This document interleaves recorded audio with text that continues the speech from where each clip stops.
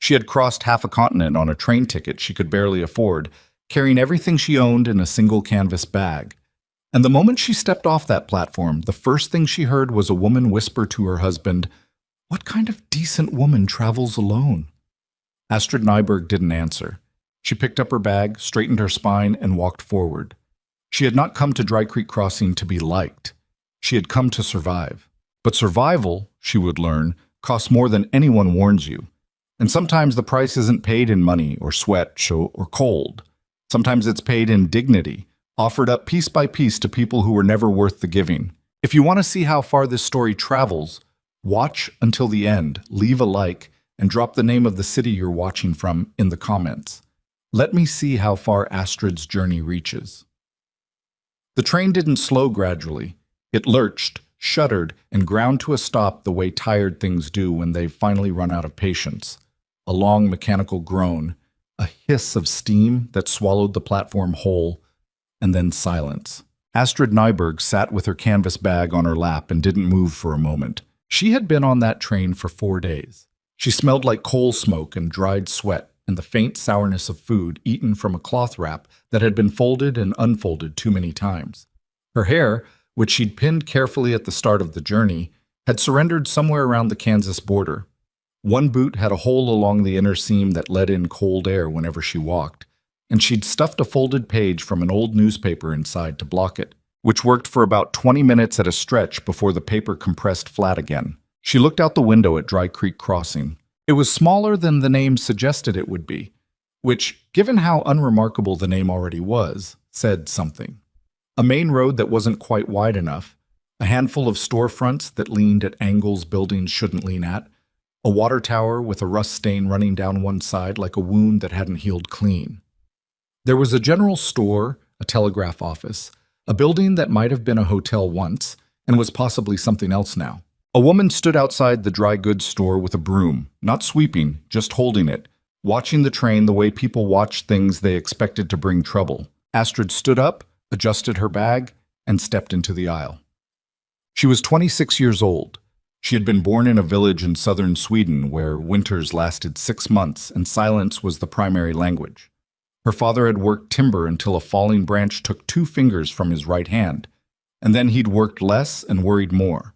And her mother had worked twice as hard to cover the difference. Astrid had been the eldest of 5. She had learned early that no one was coming to help, and that a person either found a way or went without. She'd come to America at 19 with her mother's sister, who had a husband in Minnesota who hadn't written in 2 months, and turned out to be the reason why when they arrived. After that fell apart, Astrid had spent the next 7 years moving.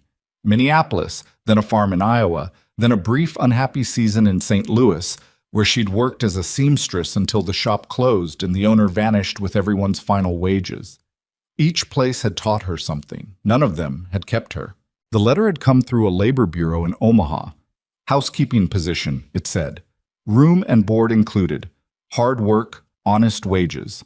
The man who'd placed it was named Elias Rourke, a blacksmith in a frontier settlement called Dry Creek Crossing, Nebraska Territory. The bureau woman had looked at Astrid over the rim of her spectacles and said, "It's remote," in a tone that was actually saying something else. Astrid had said, "I've been remote before."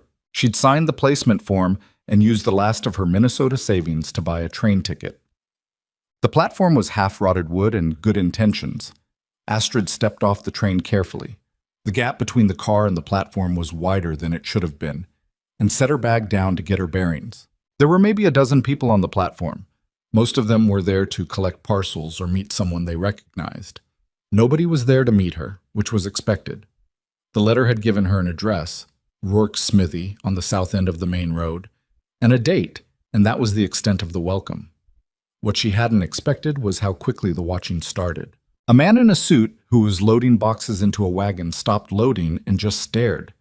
2 women standing near the telegraph office turned toward her the way sunflowers turn toward light, except sunflowers don't judge.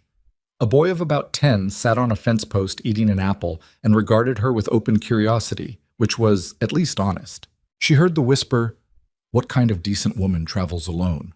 and felt it land the way those things land, not painfully, but with a dull, familiar weight, like a stone dropped on top of older stones.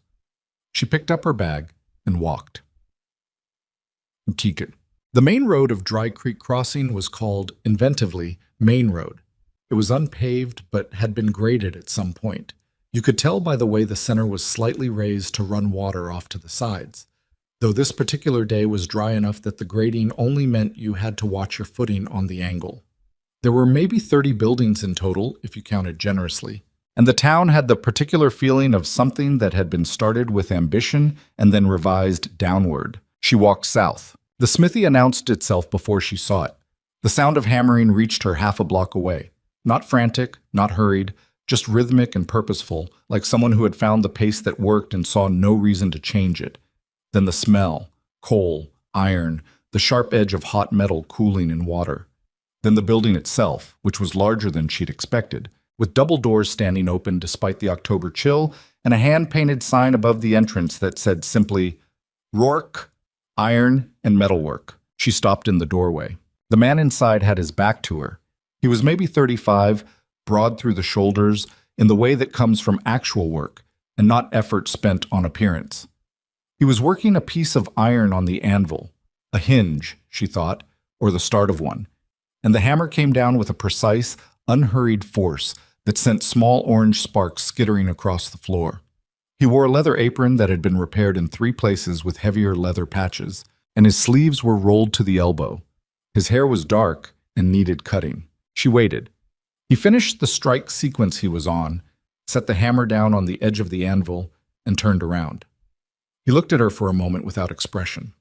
Not unfriendly, not friendly, evaluating, the way you look at a piece of work to see if it's going to hold. "You arrived," he said. That was it.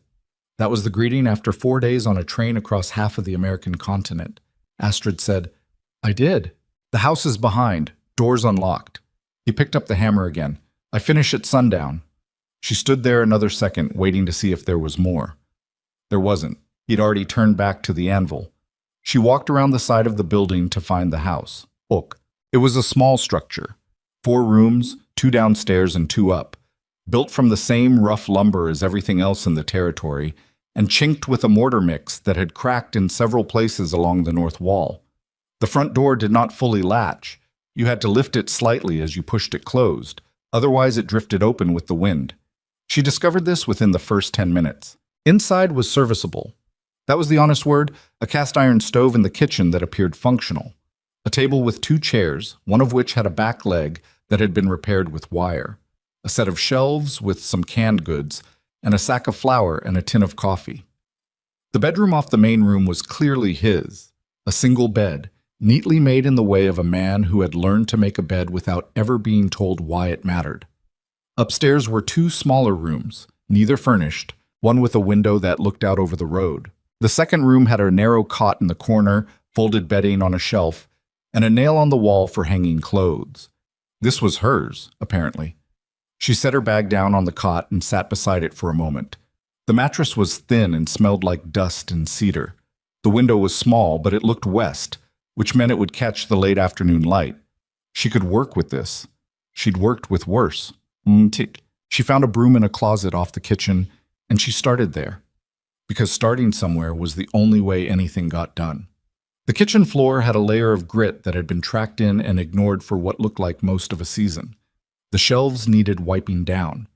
The area around the stove had grease splatter that had been allowed to build up into a kind of geological record of meals past. She worked until the light went flat and gray through the windows, then lit the lamp on the table and kept going. Elias came in at what she estimated was close to sundown. She heard his boots on the step, the struggle with the door. He lifted it without thinking, which meant he'd been doing it so long it was automatic. And then he was standing in the kitchen doorway looking at her, and at the kitchen, which was a different kitchen than the one he'd left that morning. He didn't say anything at first. "There's coffee," she said. "I used your stores. I'll account for what I've taken." "You don't need to account for it. I prefer to keep track." He looked at the stove. She'd made a simple soup from what she'd found. Dried beans, an onion, some salt pork that had been in the cold box. Nothing impressive. But it was food, and it was hot, and it was ready. He sat down at the table. She set a bowl in front of him and took the chair across with her own. They ate without talking for a while. "You've done housekeeping before," he said. It wasn't quite a question. Among other things, the Bureau said you had experience with livestock. 2 years on a farm in Iowa. Dairy, mostly. Some chickens? He nodded. I don't keep animals here except a horse, but some of the ranchers I do work for, they bring animals in sometimes for shoeing or repairs to equipment. I'd need you to handle that when I'm busy at the forge. That's fine. Another silence. He ate with economy, not rushing, but not lingering either. The soup disappeared steadily. People will talk, he said, without looking up from the bowl, about you being here. People talked before I'd been off the train 5 minutes. He glanced up at that briefly. It won't affect the work, she said. No, he said. I didn't think it would. He finished the soup, pushed back from the table, stood up with the slight creak of a man who spent his days doing physical work and had started to feel it accumulating. There are more blankets in the chest at the foot of my bed. Take what you need. It gets cold here early. Thank you. He took his bowl to the dry sink and set it there, and then he went upstairs without another word. Astrid sat at the table in the lamplight for a few minutes after he was gone. Outside, the wind had come up, moving through the gaps in the chinking with a thin sound. The door drifted open a crack. She got up and closed it, lifting as she pushed, and then she went back to the table and sat down and thought about the 7 years it had taken her to get here and whether or not here was going to hold. She didn't know yet. But the soup had been eaten, the floor was clean, the lamp was burning. That was enough for tonight. She'd been in Dry Creek Crossing for 3 days before she understood the shape of the hostility. It wasn't like the hostility she'd encountered in other places, which tended to be blunt and quick. Someone saying something to your face, or refusing to serve you, or simply making the conditions of your welcome explicit. This was a frontier town, and frontier towns had their own social architecture, and the architecture here was built around certain assumptions about what a woman alone could want, and none of those assumptions were generous. She went to the general store on her second morning to buy supplies for the house. She'd made a list, kept it carefully, allocated amounts against the monthly wage Elias had agreed to, and the man behind the counter, whose name she'd later learn was Denton Marsh, looked at her list and then at her and said, "Rourke send you?" "I keep house for him, yes." Marsh looked at the list again. He didn't move to fill it. "And that's all you do?" She held his gaze. "That's all I do." He filled the order, but slowly and with a kind of deliberate disinterest that was its own comment. The woman who came in behind Astrid greeted Marsh warmly and was helped immediately, Astrid still standing there with half her list unfilled. She waited. She didn't say anything. She had learned in her years of being somewhere she wasn't entirely wanted, that some battles were not worth the cost of winning, and that patience was not the same as surrender. Marsh finished eventually. He quoted her a price that she was fairly certain was higher than the posted prices on the shelf, but she paid it without arguing, collected her goods, and left. She was going to need to know what things actually cost. The woman who told her was named Ruth Calloway. She was perhaps 55, compact and weather-burned, and she ran a small laundry operation out of the back of a building near the livery. Astrid had taken the household linens there on her 3rd day, and Ruth had looked at them, looked at Astrid, and said, "You're the Swede Rourke hired." Astrid Nyberg. "Ruth Calloway." She took the linens. "Marsh charged you too much." Astrid stopped. "How do you know?" "Because Marsh charges everyone too much on their first visit and then backs off if they come back. He's testing whether you'll leave." Ruth bundled the linens with the efficiency of long practice. "You shouldn't have paid the first price." "I didn't know the right price." "No, that's the problem with arriving somewhere new." Ruth looked at her directly for the first time. A frank, appraising look that didn't have malice in it, just assessment. "The talk is already going. I expect you know." "I know." "It'll get louder before it stops." "It usually does." Ruth seemed to find something to appreciate in that. Not a smile exactly, but her expression shifted slightly, the way a door shifts when a latch releases. "Linens will be ready Friday. I'll hold them back if you're not here by noon. I don't have the room." "I'll be here." She was. By the end of her first week, Astrid had a clearer picture of Elias Rourke and the position she'd taken on. He was competent. More than competent. He was genuinely skilled. The kind of blacksmith who could look at a broken piece of equipment and understand its failure point immediately, who worked with an efficiency that came from years of doing one thing well. The forge was organized to a precision that the house had entirely lacked, which told her something about where his attention naturally went. He was also, she gathered, in a slow commercial decline. She saw it in the account book she found on the kitchen shelf. He kept it there, which surprised her, though perhaps nothing in a four-room house was truly private. The ledger was neat, careful, and telling. Over the past year, the number of paid accounts had dropped, while the number of work performed entries had stayed roughly the same, which meant he was doing work he wasn't being paid for. Several larger ranching operations that had been steady customers were simply gone from the ledger, without explanation. She didn't ask him about it directly, not yet. Instead, she started paying attention to the customers who did come. There weren't many on a given day, 1 or 2, sometimes 3. They were mostly working people. A homesteader who'd bent an axle on a rock and didn't have the equipment to fix it himself. A widow named Clara Dennison who kept a small operation 6 miles east and came in every few weeks with something that needed mending. A buckle, a stove grate, once a set of hinges for a root cellar that had rusted through. Clara always looked slightly surprised when Elias told her the price, which was low, and Elias always looked slightly uncomfortable accepting it, which meant he knew it was too low and did it anyway. Astrid watched this transaction a second time and then a third time before she said anything. "You undercharge her," she said one evening. Elias was eating. He stopped for a moment. "She's got nobody to help her with repairs. She has you. Charging her properly doesn't mean abandoning her." He looked at her for a moment. "What would you suggest? A fair price. Not charity, not gouging. A fair price. And if she can't make full payment in a week, she pays what she can and clears the rest over time." She paused. "The way you have it now, you're doing her charity and hiding it as commerce. That doesn't do either of you any good." He considered this. He went back to eating. At the end of the meal, he said, "I'll think about it." He changed the pricing the next time Clara came in. Not dramatically, just to something reasonable. Clara paid it without blinking. Astrid didn't say anything about it. The house was improving steadily. She'd found curtain material at the general store, coarse cotton, undyed, the cheapest thing available, and had bought enough to hang in the 2 main downstairs windows. She'd cut and hemmed them herself, working by lamplight in the evenings on a borrowed needle and thread she'd get from Ruth Calloway.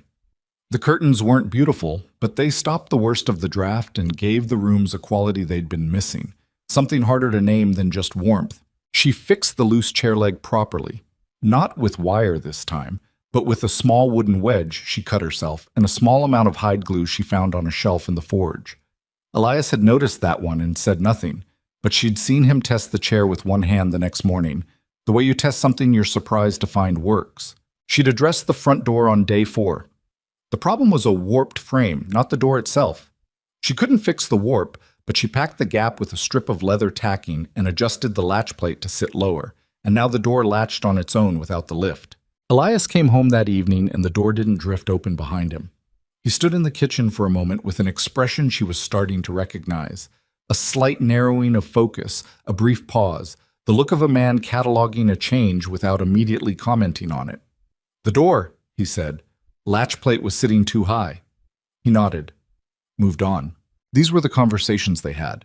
Short, practical, about the work of the house, or the forge, or the town. He wasn't cold. There was a difference between cold and contained, and she was experienced enough to know which she was dealing with.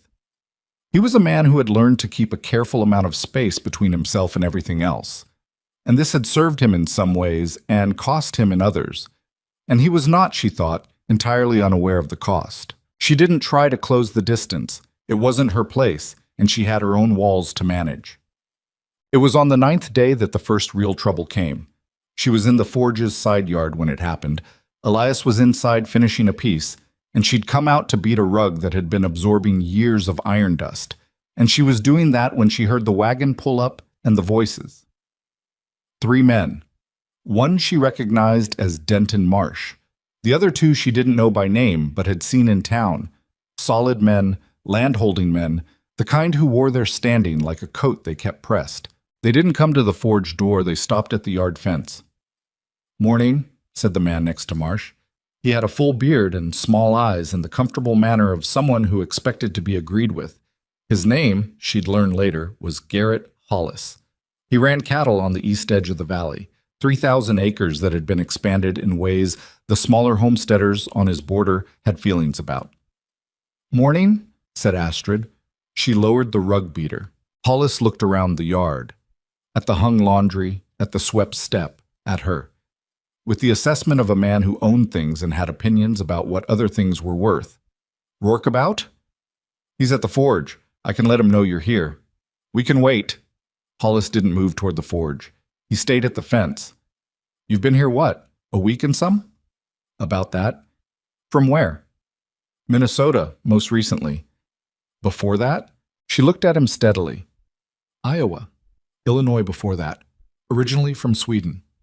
Something moved behind Hollis's eyes. Not surprise exactly, more like confirmation.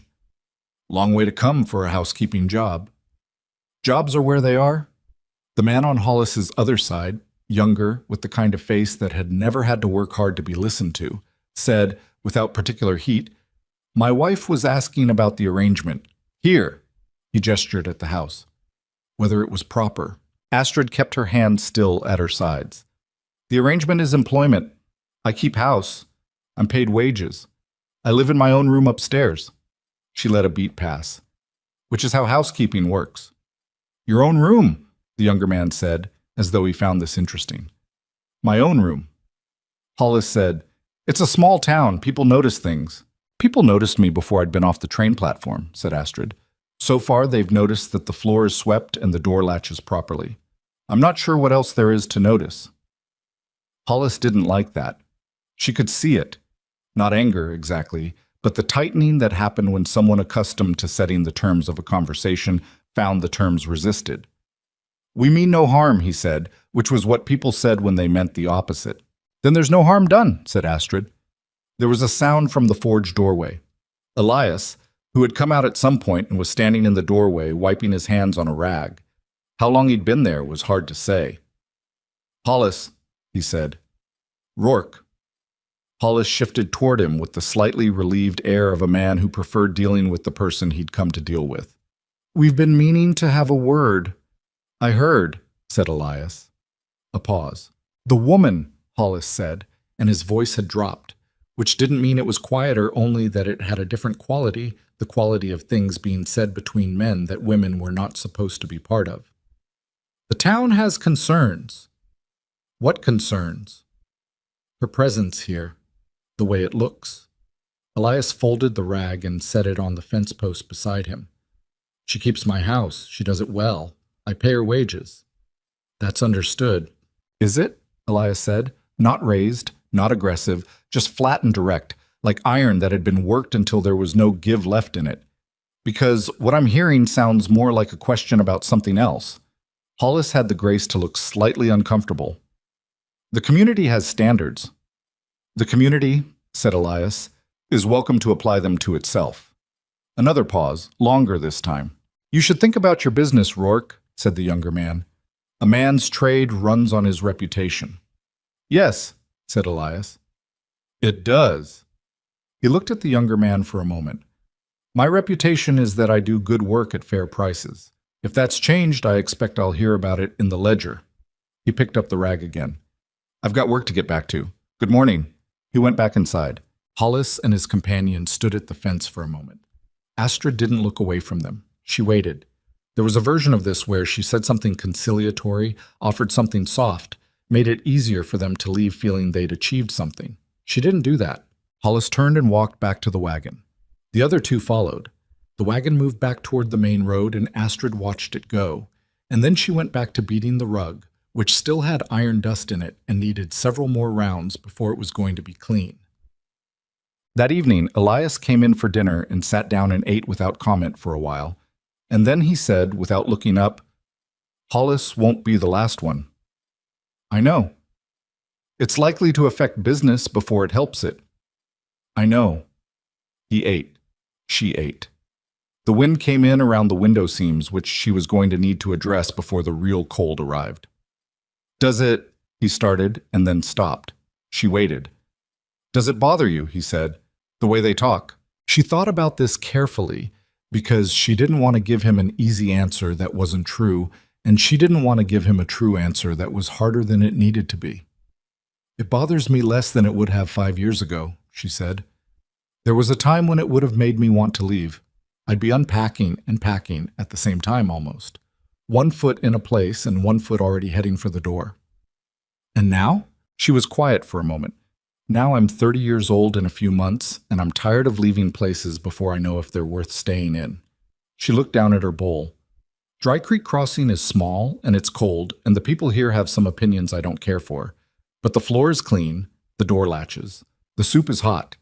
She glanced up at him. "I'll stay unless there's a reason that's actually mine to leave for." He looked at her then, a longer look than he usually allowed himself, taking in something he might not have expected to find. "All right," he said. That was all. "All right." 2 words. Like his greeting had been 2 words.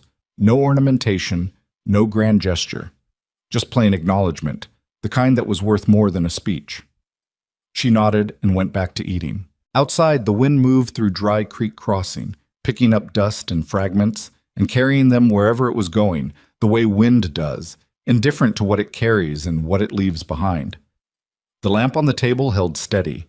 The curtains Astrid had hung in the windows shifted in the draft, just slightly, like something learning to breathe. She had not come here to be liked, but she was beginning to think she might, in time, be known. And in her experience, known was better than liked by a measure she couldn't fully calculate, only feel, somewhere in the tired, resilient, still-standing center of herself that had crossed half a continent on a train ticket she could barely afford, and arrived. The gossip didn't arrive all at once.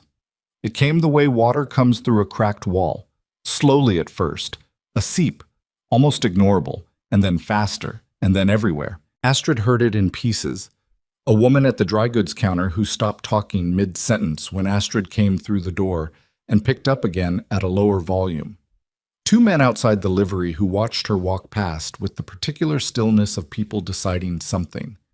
A child who came to the forge yard with a message for Elias and stared at her with wide, unfiltered eyes and said, "Are you the foreign woman?"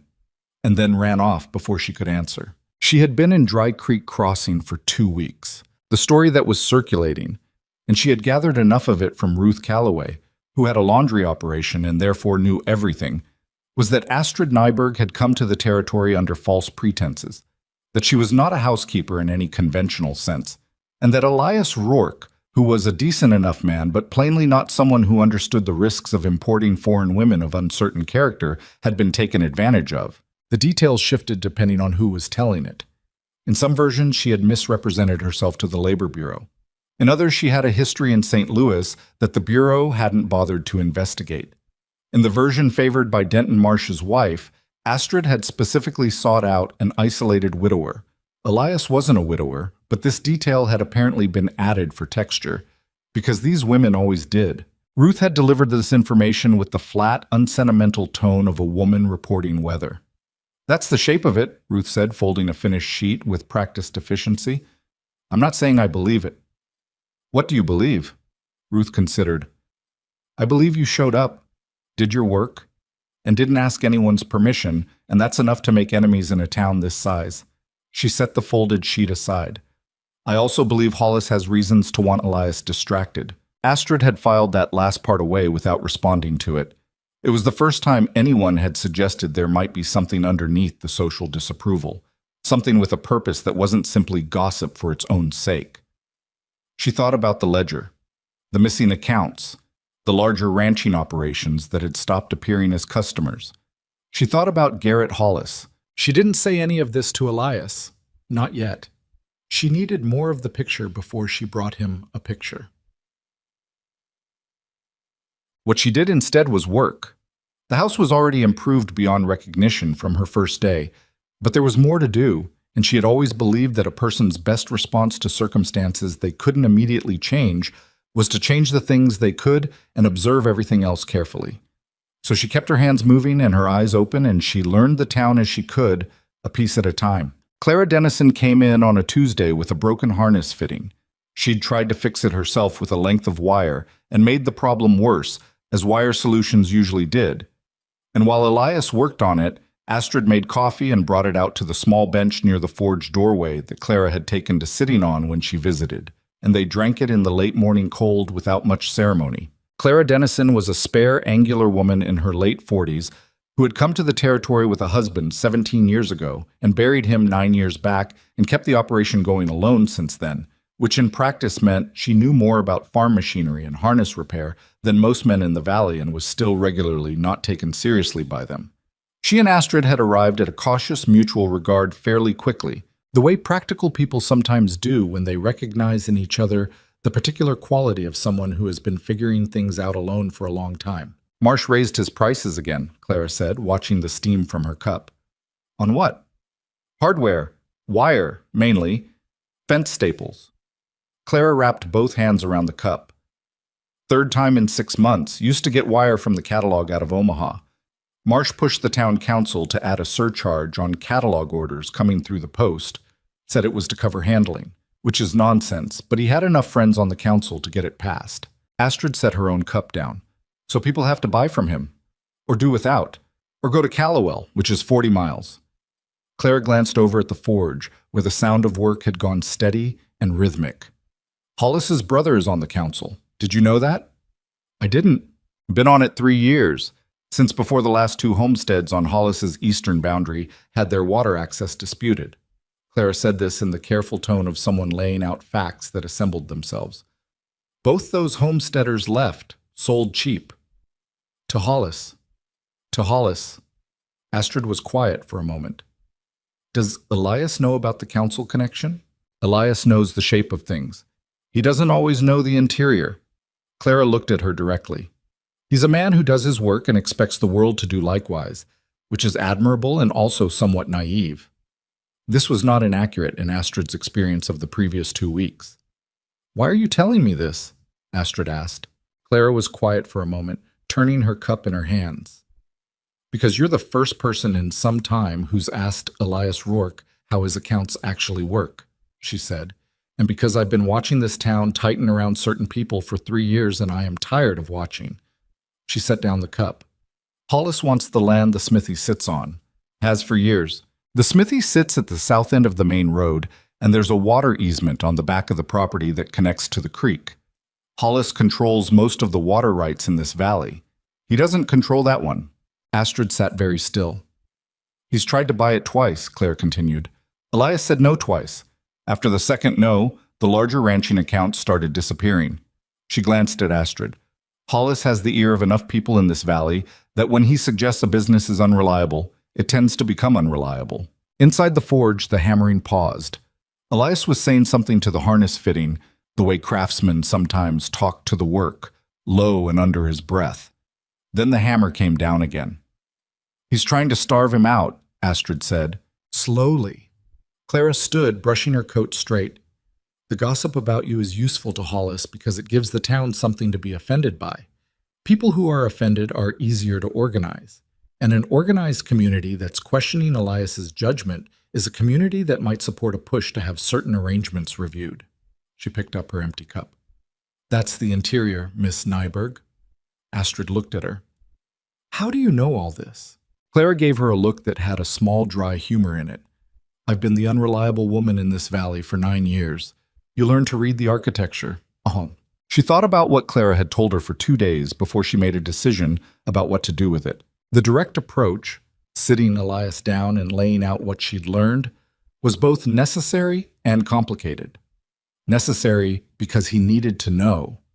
Complicated because there was a kind of man who did not appreciate being informed about his own situation by someone he'd hired to sweep his floors, and she had not yet been here long enough to know with certainty which kind Elias Rourke was.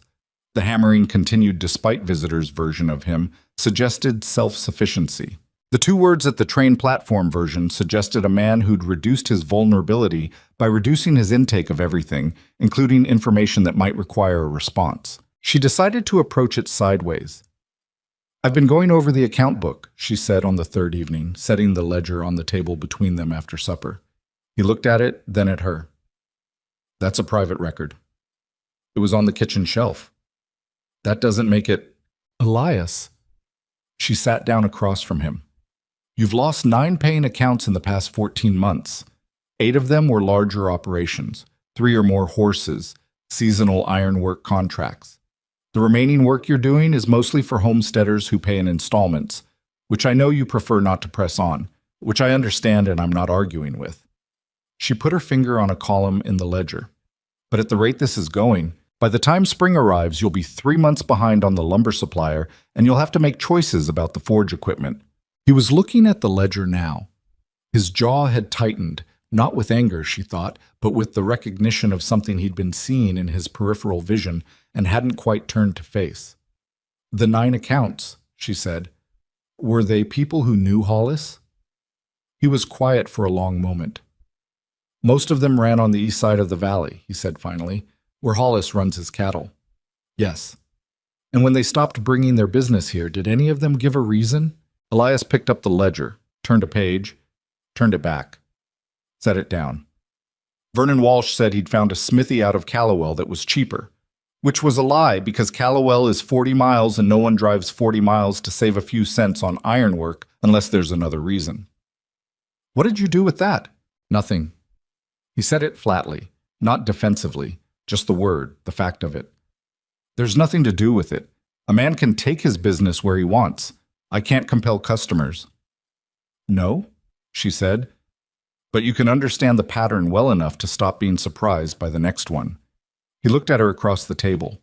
The lamplight was between them, unsteady, the wick needing a trim. What do you know about Hollis? More than I did a week ago. She told him what Clara had told her. She laid it out plainly, without drama, the way you laid out the evidence of a structural problem.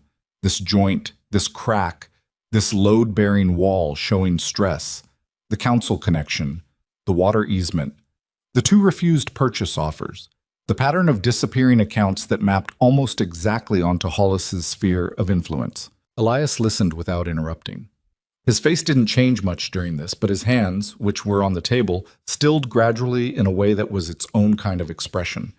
The stilling of a man absorbing information that required recalibration. When she finished, the room was quiet except for the fire in the stove and the wind finding the window seams. Clara Dennison told you this, he said. Yes. Clara's had her own troubles with Hollis. I know. Does that make her wrong? He thought about it. No, he said. No, it doesn't. The gossip about me, Astrid said, is part of it. Not the whole thing, but part. It gives people a reason to question your judgment that isn't about land or water rights, which keeps the real issue underneath where it's harder to see. Elias looked at the ledger again, then at her. You figured all of this out in 2 weeks. I was looking for it. You weren't. She said it without unkindness. You do your work and expect the world to do likewise. That's not a criticism. But it means some things happen in the gaps. He said nothing for a long moment. Then, quietly, not quite to her and not quite to himself. I liked the gaps. She understood that, didn't argue with it. So what do you do? She asked. I don't know yet. That's honest. He picked up the ledger and turned it over in his hands once, a habit she'd come to recognize as his version of thinking. What would you do? She was quiet for a moment, because the question surprised her slightly. Not that he'd asked, but that he'd asked it of her directly, as though her answer were a thing with weight. I'd start with the people who never left, she said. The homesteaders, the smaller operations. Clara, Ruth Calloway, the people Hollis doesn't need and therefore hasn't bothered to pressure. She paused. There are more of them than there are of Hollis's accounts. They just have less money each. That doesn't fix the lumber supplier. No, not quickly, but it changes the shape of what you're working with. He set the ledger down. He looked, she thought, like a man who had been carrying something on his back for a while and had just accepted that it wasn't going to put itself down. That wasn't relief, exactly. It was a different thing. The particular weight of a problem that has become visible, which is heavier in some ways and lighter in others than a problem you're only half seeing. All right, he said. She nodded and stood to clear the supper dishes. What followed over the next 3 weeks was not a transformation. It was more like a slow redirection of effort, small adjustments, most of them her work, that began to change what the smithy meant to the people who didn't have political reasons to avoid it. She started with organization. The forge's back room had been used as a general storage area for years, which meant that materials that were needed regularly were buried under things that were rarely needed, and Elias spent real time on any given day moving around his own space to find what he was after. She spent 2 days reorganizing it while Elias worked the forge, asking him questions through the doorway. Where does this go? When did you last use this? Is this worth keeping? And he answered, sometimes after a pause, sometimes with the slight irritation of a man being asked to put language to things he'd been navigating by feel. By the end of the second day, the back room worked differently. Not beautifully, but efficiently. She repaired a bellows that had been losing pressure and putting extra work on Elias's arms without either of them having clearly identified that as the problem. She'd noticed it the first week, watching him work. There was a slight asymmetry in how he was applying effort that suggested compensation, and she'd examined the bellows when the forge was cold one morning and found the seam that had separated. The leather repair took her an afternoon.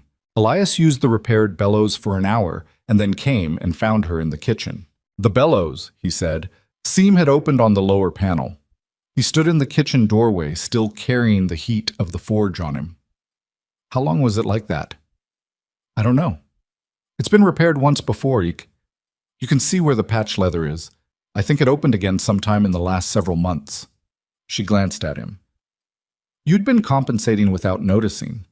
He absorbed this. That explained some things. Probably. He went back to work.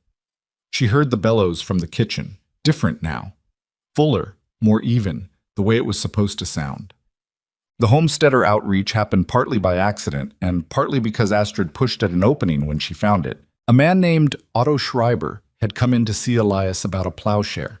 He'd broken the same piece twice in the same season and was at the point where he was starting to wonder if the issue was the iron or the soil or his own luck.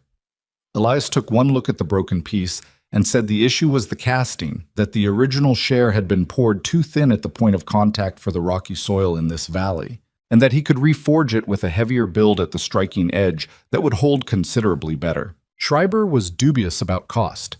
He was a careful man with a careful face, the kind of careful that came from having lost money at least once on a decision that had seemed safe. How much? He asked. Elias gave him a number. It was fair. Schreiber still hesitated. Astrid, who was in the back room and had been listening without trying to, came to the doorway.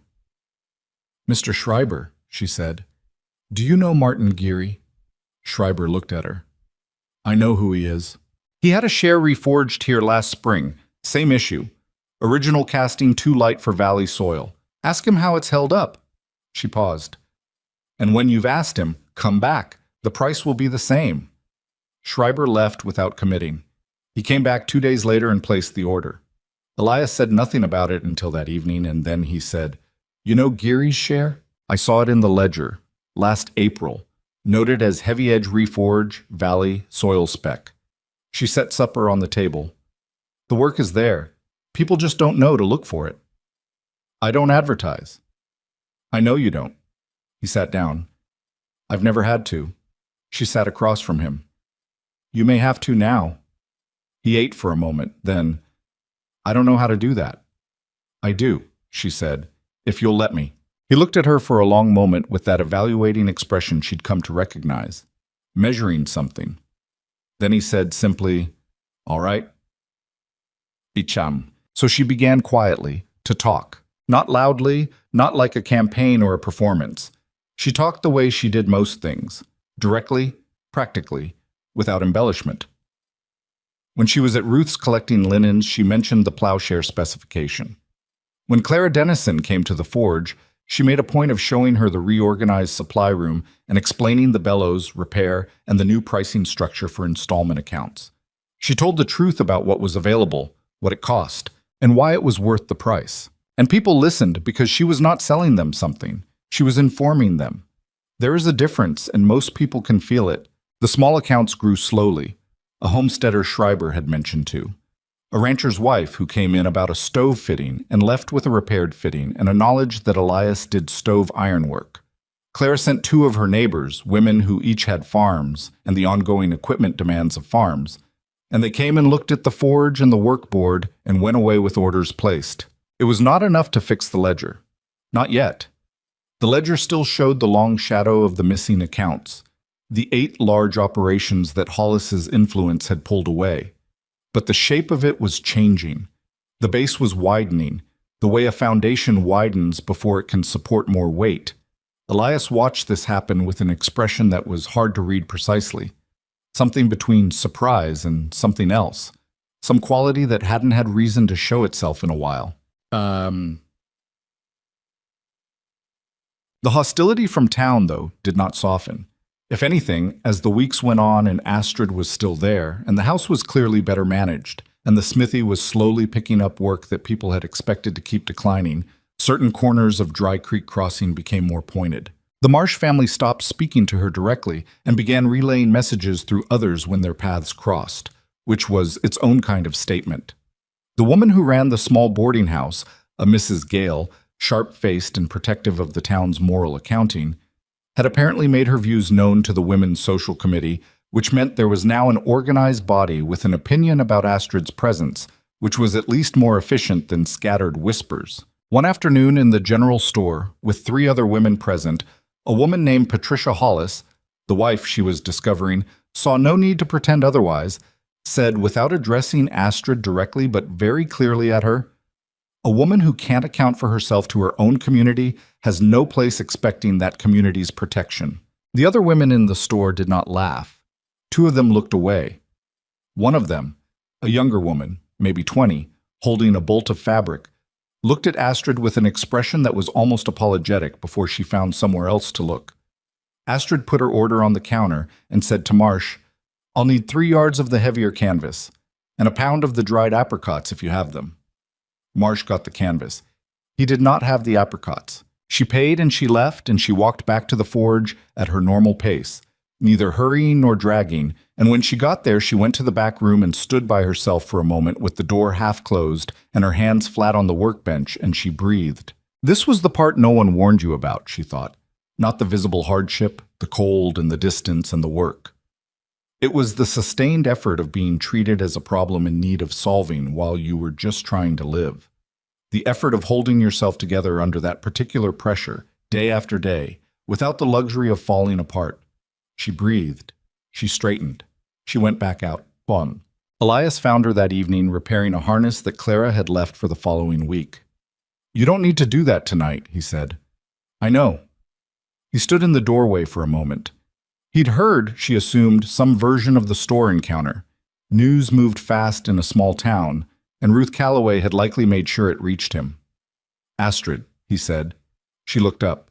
He stood there in the doorway with his arms at his sides, and he had the expression of a man trying to find words for something that he didn't usually put words to. It was an uncomfortable expression on a man like him, which made it, she thought, more genuine than a comfortable one would have been. "I'm not going to ask you to leave," he said. "I want to be clear about that. Whatever they say, whatever they do with it, that's not a reason I would use." She held his gaze. "You told me that, more or less, when Hollis came." "I'm telling you again." He paused. "Because Hollis isn't done, and the things he's going to try next are not going to be polite." She set down the harness. "How do you know?" "Because I got a letter today from the town council." He pulled a folded paper from his shirt pocket and set it on the workbench between them. "They're convening a review of business licensing in the township. They want to examine whether certain operations are being conducted in a manner consistent with community standards." She looked at the letter without touching it. She understood what it was, a legal architecture being constructed around the same pressure that Hollis had already been applying socially. The social pressure hadn't moved Elias, so now it was going to be formalized. "His brother," she said. "His brother." She picked up the letter, read it, set it down. "What does the review mean practically? What can they do?" "Require inspections, impose conditions. In theory, they can revoke a license, though they'd need cause that would hold up. There's a territorial statute that limits purely punitive licensing action." He paused. "But they can make the process expensive and time-consuming and unpleasant, and they can drag it out across months. And in those months, the rumors that the smithy is under council review will do more damage to the accounts than Hollis's pressure has done so far." Astrid stood very still, working through this. When is the review? 6 weeks. 6 weeks? She repeated. She looked at the harness, then at Elias. Then we have 6 weeks. 6 weeks for what? She looked at him steadily. To change what this place means to enough people that the council thinks twice about the cost of coming after it. He looked back at her for a moment, and then he did something she hadn't seen him do before. Something small, and not quite a smile, but in the same direction. Just a shift at the corner of his mouth, brief and almost involuntary, the expression of a man who had expected to be alone in something and found he wasn't. You're serious, he said. When am I not? He picked up the letter and folded it and put it back in his pocket. 6 weeks, he said. All right. Outside, the October cold was sharpening toward something harder. The nights had begun to carry the edge that comes before the season truly turns. That particular quality of stillness that means the air is preparing itself for what's coming, gathering cold the way water gathers in a low place, slow and certain and patient.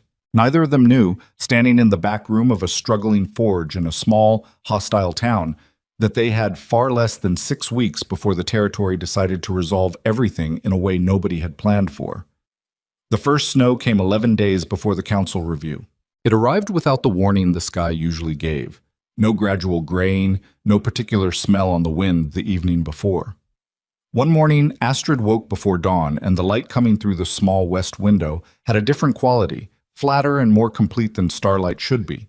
And when she pressed her palm to the glass, it was cold, in a way that said something had changed overnight. She dressed and went downstairs and opened the front door. It swung clean and easy, the way it did now, and stood on the step looking at 6 inches of snow that had fallen in the dark while the town slept. It was early. Even for this territory, it was early. The first hard snow usually came in November. It was the 3rd week of October. She stood there for a moment reading it, the way you read something that doesn't yet have a clear meaning but clearly means something. Then she went in and built up the stove and started the coffee. Elias came down a half hour later, found coffee on the table, looked at the window and said nothing for a moment. Then, "That's early." "Yes." He poured coffee, looked at the window again. Ground wasn't ready for it. She understood what that meant practically. Frozen ground that hadn't fully hardened before the weight of snow could cause drainage problems, could stress the creek banks, could turn roads that were marginal in dry conditions into something that would defeat a wagon. She'd seen it in Minnesota. She'd seen what it did to isolated properties when a storm hit, before the landscape had organized itself to handle it. How far out do some of the homesteaders sit, she asked. Schreiber's 6 miles. The Geary family is closer to 8. There are 2 families on the North Ridge. The Halletts and a newer family, Peterson, been here less than a year, who are maybe 10 miles, and the road up there has a creek crossing that's not reliable in high water. She set down her cup. And this is just the first snow. Yes, he said. This is just the first. The first snow melted in 2 days, which felt like mercy and was actually a warning. It was the kind of false thaw that the territory occasionally offered in late October. A brief return of something almost mild, enough to make people exhale, enough to make them think the worst had been a preview and not a prologue. Astrid didn't exhale. She made a list. She did it methodically, the way she'd reorganized the supply room, working from what she knew and filling in gaps with questions she asked carefully and didn't make a production of asking. How much coal did the forge hold? How many blankets were in the house? What was the structural condition of the forge building, specifically the roof, specifically the north-facing sections where snow load would accumulate? She walked the forge roof herself on a dry afternoon, which required climbing a ladder that had a cracked rung. She weight-tested first and stepped past carefully, and she looked at the beam structure from the outside and noted 2 sections where the crossbeam joins had some give. She brought this to Elias that evening. The roof will hold normal load, he said. What about abnormal load? He was quiet for a moment. The northeast join has been on my list for a while. What does a while mean? A year, maybe. She looked at him. Not with accusation. She understood how a year passed when you were running a business alone and managing the ongoing work of survival. A thing that wasn't quite broken stayed on a list, while the things that were broken demanded immediate attention. That was just the arithmetic of a person running at capacity. I can help reinforce it, she said, if you tell me what to do. You don't need to. I've worked construction before. Not as a carpenter, but close enough. In Iowa, I helped frame a barn extension. She met his eyes. Tell me what to do. He told her what to do. They did it together over 2 evenings, Elias cutting the support pieces at the forge, and Astrid on the ladder working the bolt placements under his direction while he stabilized below. It was cold work and not elegant, but when it was done, the northeast join had stopped having give. She came down the ladder the second evening with her hands so cold she had to hold them over the forge for several minutes before she could properly close them. Elias watched her do this without comment, but she saw him set a pair of his heavier work gloves near the forge door before he went in for the night. She used them the following morning. The council review letter had not been the last correspondence.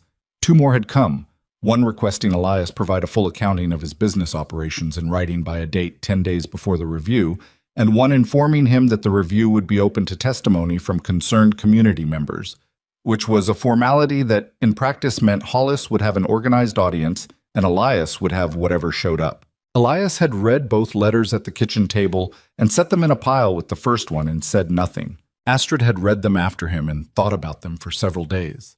She'd had conversations with Ruth and Clara and a few of the homesteader families who'd become steadier fixtures around the forge, and she'd assembled a picture of the council's composition that was not encouraging. 6 members, 2 of whom were directly connected to Hollis by business or family, 2 more who were not connected to Hollis, but who tended to follow the direction of whoever spoke most confidently, and 2 who might be genuinely independent if they felt the evidence warranted it. It was not impossible, but it required the right people to speak at the right moment, with enough weight behind them that the 2 independent members felt they had cover for a decision that went against Hollis. She'd been working on this quietly when the weather changed. The second storm came on a Thursday morning, and it was not the first snow. It was not a preview or a warning or a prologue. It was everything. The sky went the color of iron at dawn, and by mid-morning the wind had come up from the northwest with a sustained force that made the forge shudder in a way the reinforced roof now handled, but only just. The snow came horizontally, not falling so much as driving, the kind of snow that had velocity behind it and meant every gap in every structure. The temperature dropped through the morning and kept dropping, and by midday Dry Creek Crossing had become a white erasure of itself, the main road invisible. The buildings reduced to shapes that were only guessable if you already knew where they stood. Elias came in from his forge at noon with his beard carrying ice and his face the color of worked leather. He stood in the kitchen and said quietly, "The North Ridge Road will be gone."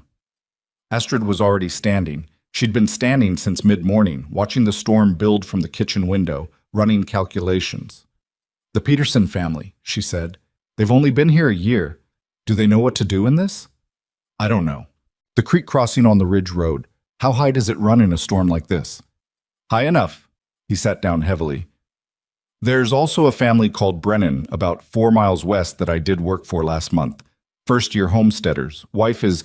She was near her time last I knew." Astrid stood very still. Near her time. 7, 8 months when they came in. That was 3 weeks ago. She turned to the window. The storm was not easing. If anything, the sound of it was increasing, a sustained howl that had settled into permanence, the way serious storms did when they were not a weather event, but a condition. This was not going to end this afternoon. This was going to go on. "How many wagons do you have?" she said. He looked at her. 2. The supply wagon and the flatbed. "Do both teams have heavy harness?" "Yes, but..." "Are they shod for this? Ice shoes?" "The grays are, not the bays." "Can you shoe the bays today?" He stared at her for a moment. "Astrid, the road..." "I know what the road is." She turned to face him fully. "I know what the road is, and I know what happens to a woman in labor who can't get help in temperatures like this. And I know what happens to a family that's been here 1 year and doesn't have the experience to know what they're doing wrong when the chimney ice plugs and the smoke backs into the house." She paused. "I'm not saying it's without risk. I'm saying the alternative is worse." He was quiet. She said more quietly, "You have the forge. You have the space. It's the only heated structure on this end of town large enough to shelter people and animals, both if it comes to that. She held his gaze. What do you need to make this work? He sat there for a moment longer. Then he stood up and went to the door and pulled his coat off the hook and said, I need you to go to Ruth Calloway. Tell her to gather anyone she can. Bring blankets, food stores, whatever they can carry. This forge is open. She was already putting on her coat. And Astrid. He stopped. His hand was on the door latch. He didn't look back at her. The Brennan place. I'll go. Don't argue about it. I wasn't going to, she said, but you're not going alone. He turned at that. 2 people in a wagon is safer than 1 in a storm this size, she said. Someone needs to manage the horses if the road gets bad enough that you have to lead them on foot. I can do that. She looked at him steadily. You told me I could handle animals. He held her gaze for a moment, and she saw the precise point at which the argument he was about to make gave way to the arithmetic of the situation. Get your heaviest coat, he said, and the wool wrap from the chest upstairs. You'll need both. The Brennan place was 4 miles west, and in ordinary conditions it was 30 minutes by wagon. In those conditions, on that day, it was a different calculation entirely. The main road had drifted to a depth that made the footing uncertain for the horses, and Elias drove with a caution that was not timidity but skill, reading the surface ahead, keeping the team's pace slow enough that they weren't punching through crust into deeper snow and torquing their legs. Astrid sat beside him on the box with the heavy coat and the wool wrap and her hands in Elias's work gloves, and watched the road disappear and reappear in the driven snow, and did not say anything unnecessary. There was a point about 2 miles out where the road crossed a low wash, not the North Ridge Creek, a smaller thing. And the wash had run over the road crossing in the warmth of the previous weeks, and frozen and then been buried under the new snow. And when the wagon hit it, the left rear wheel dropped suddenly, and the whole vehicle lurched sideways, and one of the gray mares screamed in surprise and nearly went down. Elias had the brake and the reins at the same moment, a trained response, no thought in it. He held the team. The wagon stopped. They were canted at an angle that was not quite dangerous, but was close. Stay, he said, and climbed down into snow that came to his knee, and worked his way back to the rear wheel. She watched him assess it, crouching in the blowing snow, feeling the wheel and the axle with his hands, the way he felt iron to find where the problem lived. It's all right, he said. The axle's fine. We need to lift the wheel back onto the grade. She got down and helped him.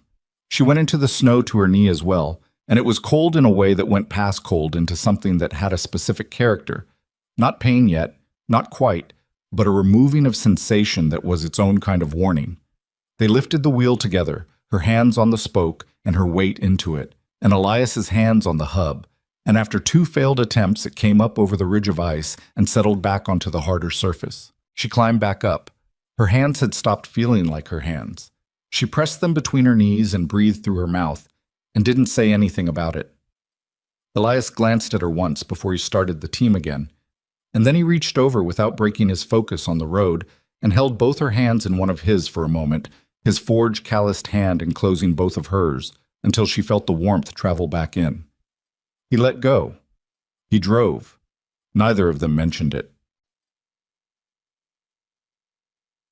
The Brennan place was a low-built claim shack and a lean-to barn, and when they pulled into the yard, the first thing Astrid saw was the smoke. It was wrong, coming out the eaves as well as the chimney, gray and thick with an interior smell. Chimney, she said. Elias was already stopping the team. They both got down. The man who came to the door was named Thomas Brennan, 26 or 27. The look of someone running on the specific fuel of people who have no option to stop. He saw the wagon, and his whole face changed. She started this morning, he said. I didn't know what to do about the chimney first, said Elias. Is there fire in the stove right now? Yes, bank it down. Open the lower vent, close the upper. Don't put anything else in until I've cleared the cap. He was already moving toward the barn for a ladder. Astrid went inside. The cabin was smoky and dim and warm in the wrong way. The heat of a fire venting badly, a thickness in the air. In the back room, a young woman lay on a low bed with her hair damp against her face and her eyes open, and the particular expression of a person who has been enduring something alone for hours and cannot entirely believe help has arrived. Her name, Astrid would learn, was Nora Brennan. She was 23. She had been in labor since before dawn. Astrid had not delivered a baby. She had been present for two, one of her siblings in Sweden, one of a neighbor woman in Iowa who had needed help before the midwife could get there. She was not a midwife. She was a woman who had been present and paying attention, which was not the same thing and was also the only thing available. "How far apart?" Astrid asked. Nora looked at her with desperate focus. "Close. They're very close." "All right." Astrid pulled off the heavy outer coat and rolled her sleeves. "I'm here. What's your name?" "Nora." "Nora, I'm Astrid. I'm going to stay right here. You're not alone anymore." Outside, she heard Elias on the roof despite the storm. The scrape of his boots on the boards, a specific striking sound as he cleared the chimney cap. Within 10 minutes, the smoke in the room began to thin. Within 20, the stove was drawing properly and the air was clearing and the temperature was becoming something that a new life could enter safely. It took another hour, and it was not smooth or easy or the way any of them would have chosen, but at the end of it, there was a child in the world who had not been there before, and Nora Brennan was exhausted and shaking and alive, and Thomas Brennan sat in the doorway with his face in his hands making sounds that weren't quite crying and weren't quite anything else. Astrid cleaned her hands in the basin and looked at the child. A boy, apparently healthy, furious at the cold, making his opinion of the situation clearly known, and felt something move through her that was too complicated to put a name to. Not joy exactly. Something older and more specific. The particular weight of a moment that is held against the weight of everything that could have gone wrong. She wrapped the child properly and put him in Nora's arms, and then she went to the outer room to find Elias. He was at the stove warming his hands. He'd come down from the roof sometime in the last hour, and she hadn't heard him come in. He looked at her face when she came through the door. "All right," he said. "Boy," she said, "both of them all right." He let out a breath slowly. The kind of breath that has been held a long time without the person noticing they were holding it. "The storm's not breaking," he said, after a moment. "No. We need to get back and get the wagon out again. Schreiber, the Hallets—" "I know." She pulled on the heavy coat. Her hands were working again, not comfortably, but working. "Thomas can manage here for tonight if we stack the firewood inside and clear the path to the barn. He needs to know about the chimney cap. Show him how to check it before the next storm." "I'll show him, and we should take them blankets. We have the spare in the wagon." He nodded. He was already moving, the way he moved at the forge when he'd identified the next step and was executing it. Not fast, but purposeful, no wasted motion. She matched him. No. They were back in Dry Creek Crossing by late afternoon, and what they came back to was different from what they'd left. Ruth Calloway had done what Ruth Calloway did when given a direction and a reason. She'd moved through the town with the efficiency of a woman who had been the operational backbone of several things for years and never received credit for it, and she had organized. The forge was open. There were 7 families there when Elias and Astrid arrived back, having come in from homesteads within 4 miles who'd seen the storm's severity and made for town, and more were coming. Ruth had the stove going and blankets deployed and a kind of controlled management of the space that impressed Astrid and apparently impressed Elias, who said nothing to Ruth but met her eyes across the crowded forge and nodded once. And Ruth received this with the barest acknowledgement of a woman who did not need praise but recognized it when it was honest. Elias went back out. He went out 3 more times that day and into the early evening, each time with the wagon and 1 or 2 volunteers who had arrived and were willing, and Astrid worked the forge end, keeping the fire going, managing the space, identifying what each arriving family needed and matching it against what was available. A child with frostbitten fingers. An older man who'd been caught in the open field and needed his feet monitored. A woman who'd been so frightened by the storm that her hands were still shaking 2 hours after she arrived and needed to be sat with quietly until she came back to herself. Otto Schreiber arrived in the 3rd hour with his family and with 2 other homesteader families he'd gathered on his way in because Schreiber was a man who thought practically under pressure and had understood what the open forge meant the moment he saw the wagon tracks. "How many more out there?" Astrid asked him. He thought about it. "The Hallets are the concern. North Ridge Road is bad. I wouldn't take a wagon up that road tonight." "Elias knows the road." Schreiber looked at her. "You can't send him up that road in this." "He'll make the decision," she said, "but I can give him the information." When Elias came back from the 3rd run, cold through, She told him about the Hallets. She watched him think about the North Ridge Road the way she'd watched him think about the broken axle in the wash. Hands still, eyes slightly unfocused, working through the variables. "I know that road," he said. "I know you know it. It's going to be bad. I know." He looked at her for a moment.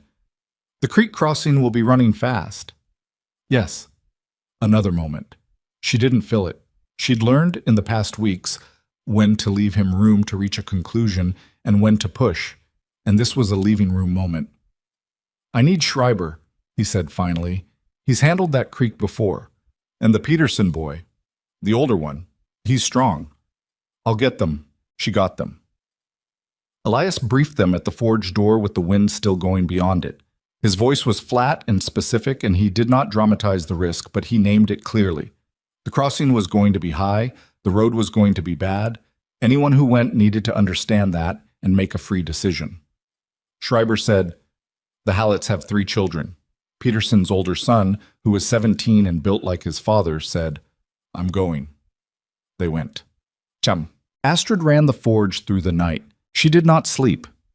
She didn't make a point of this or a virtue of it. She simply did not sleep because the work required not sleeping, and that was the whole of the calculation. The fire needed managing. The families needed managing. The ongoing minor emergencies of 23 people crowded into a forge in a blizzard needed managing. A baby cried. An argument started between 2 men who were frightened and therefore angry and needed separating before it became something worse. The firewood supply needed counting and rationing against the uncertain duration of the storm. Ruth worked beside her, and at some point Clara Dennison arrived. She'd made it into town just as the worst of the storm hit and had come directly to the forge. And the 3 of them organized without needing to discuss the organization much. The way people who are practically minded and under pressure sometimes find they can operate in a shared understanding without words. Elias came back at 2 in the morning with the Hallett family, all 5 of them. He came in through the forge door, and the Hallett parents came in behind him, and the 3 children came in last, the oldest carrying the youngest, and the forge went quiet for a moment as people took in what they were seeing. The creek crossing had been bad. You could read it on Elias, on Schreiber, and the Peterson boy, too, who came in behind the family with the particular look of people who had done something that the distance between safety and not safety had been narrower than any of them would have preferred. Nobody said what it had been like on the Ridge Road. Some things get said later, if at all. Elias stood inside the forge door, and Astrid brought him hot coffee in a tin cup, and he stood there drinking it for a long moment, while the organized warmth and noise of the forge surrounded him, and she stood near him without saying anything, and at some point he said, without looking at her, "Your idea." "What?" "This."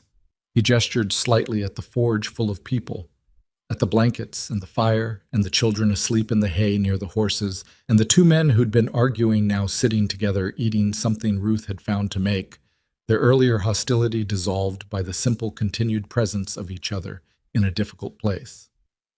"Keeping the forge open, the wagons out, you thought of it. You did the hard part." "I did the physical part," he said. "That's different." She looked at him then, actually looked at him, the way she hadn't let herself do much, the way that felt like it carried a risk she hadn't been ready to name. He looked back. He had a cut above his left eyebrow where something had caught him on the Ridge Road. The blood had dried, and she hadn't mentioned it, and he probably didn't know it was there. He looked exhausted in a way that went past tired into something close to transparent, the way extreme effort sometimes stripped away the surfaces people maintained and left what was underneath, exposed and unguarded. What was underneath, she thought, was not what she'd expected when she stepped off that train 4 weeks ago into a stranger's forge. She reached up and touched the cut above his eyebrow with 2 fingers, briefly, to check if it needed attention. "It's fine," he said. "I know," she said. "I was checking." She took her hand back. They stood in the forge with 23 people sleeping and breathing around them in the firelight, and the storm was still going outside, and neither of them moved. Not yet. But the distance between them had changed. It had been changing for weeks, a degree at a time, like the slow bending of iron under sustained heat, not breaking, not sudden, just the material becoming something new under forces it hadn't known it could withstand. Outside, the blizzard kept working. Inside, the forge held. The storm broke on the 2nd day. Not gently. It didn't taper or ease. It simply stopped, the way a held breath is released, and what was left behind was a silence so complete it had a physical weight to it. The wind was gone.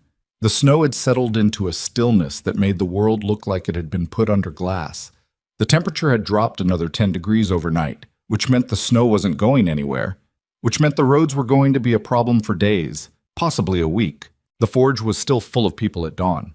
Astrid had slept for perhaps 3 hours on a folded horse blanket in the corner nearest the stove, and she woke with the particular clarity that comes from insufficient sleep. Edges too sharp, the world slightly overexposed, the body running on something that wasn't quite energy, but was a reasonable imitation of it. She sat up and looked at the forge. 21 people. The Brennan family had stayed at their claim. Thomas had the firewood, the chimney was drawing, and Nora couldn't be moved. But everyone else was here. Families she recognized and some she barely knew. Children still asleep on hay and blankets. A few adults sitting up and talking quietly near the second fire that Elias had lit in the secondary forge pit during the night to manage the heat load. Ruth was already awake and moving, which surprised no one. "Coffee's on," Ruth said, without looking up from the pot she was managing. "For whatever that's worth with the grounds I've been stretching." "It's worth something," Astrid said. She stood up and her back registered its opinion of the horse blanket, and she pressed her hand against the soreness for a moment and then let it go and moved to find out what needed doing. What needed doing was everything, in the particular way that the aftermath of a crisis is often harder than the crisis itself. The crisis had a shape, an urgency, a clear directive. The aftermath was a sprawl of accumulated needs that didn't have a single answer. The privy situation, which had been managed through the night with improvised arrangements in the back of the forge yard, needed an actual solution now that people were going to be on their feet and present. The food supply, which Ruth had been managing with the frugal genius of a woman who had fed people through hard times before, needed assessment and possibly supplementation. Families needed to know when they could get home, which required someone to walk the main road and evaluate conditions, which required someone to walk the main road in knee-deep snow at below freezing temperatures. Astrid volunteered for the road and did it while Elias was still asleep, or what passed for asleep, which was him on his back on a hay bale, with his coat over him and his arms folded, breathing with the depth of a man who had pushed himself to a physiological limit and been claimed by unconsciousness rather than choosing it.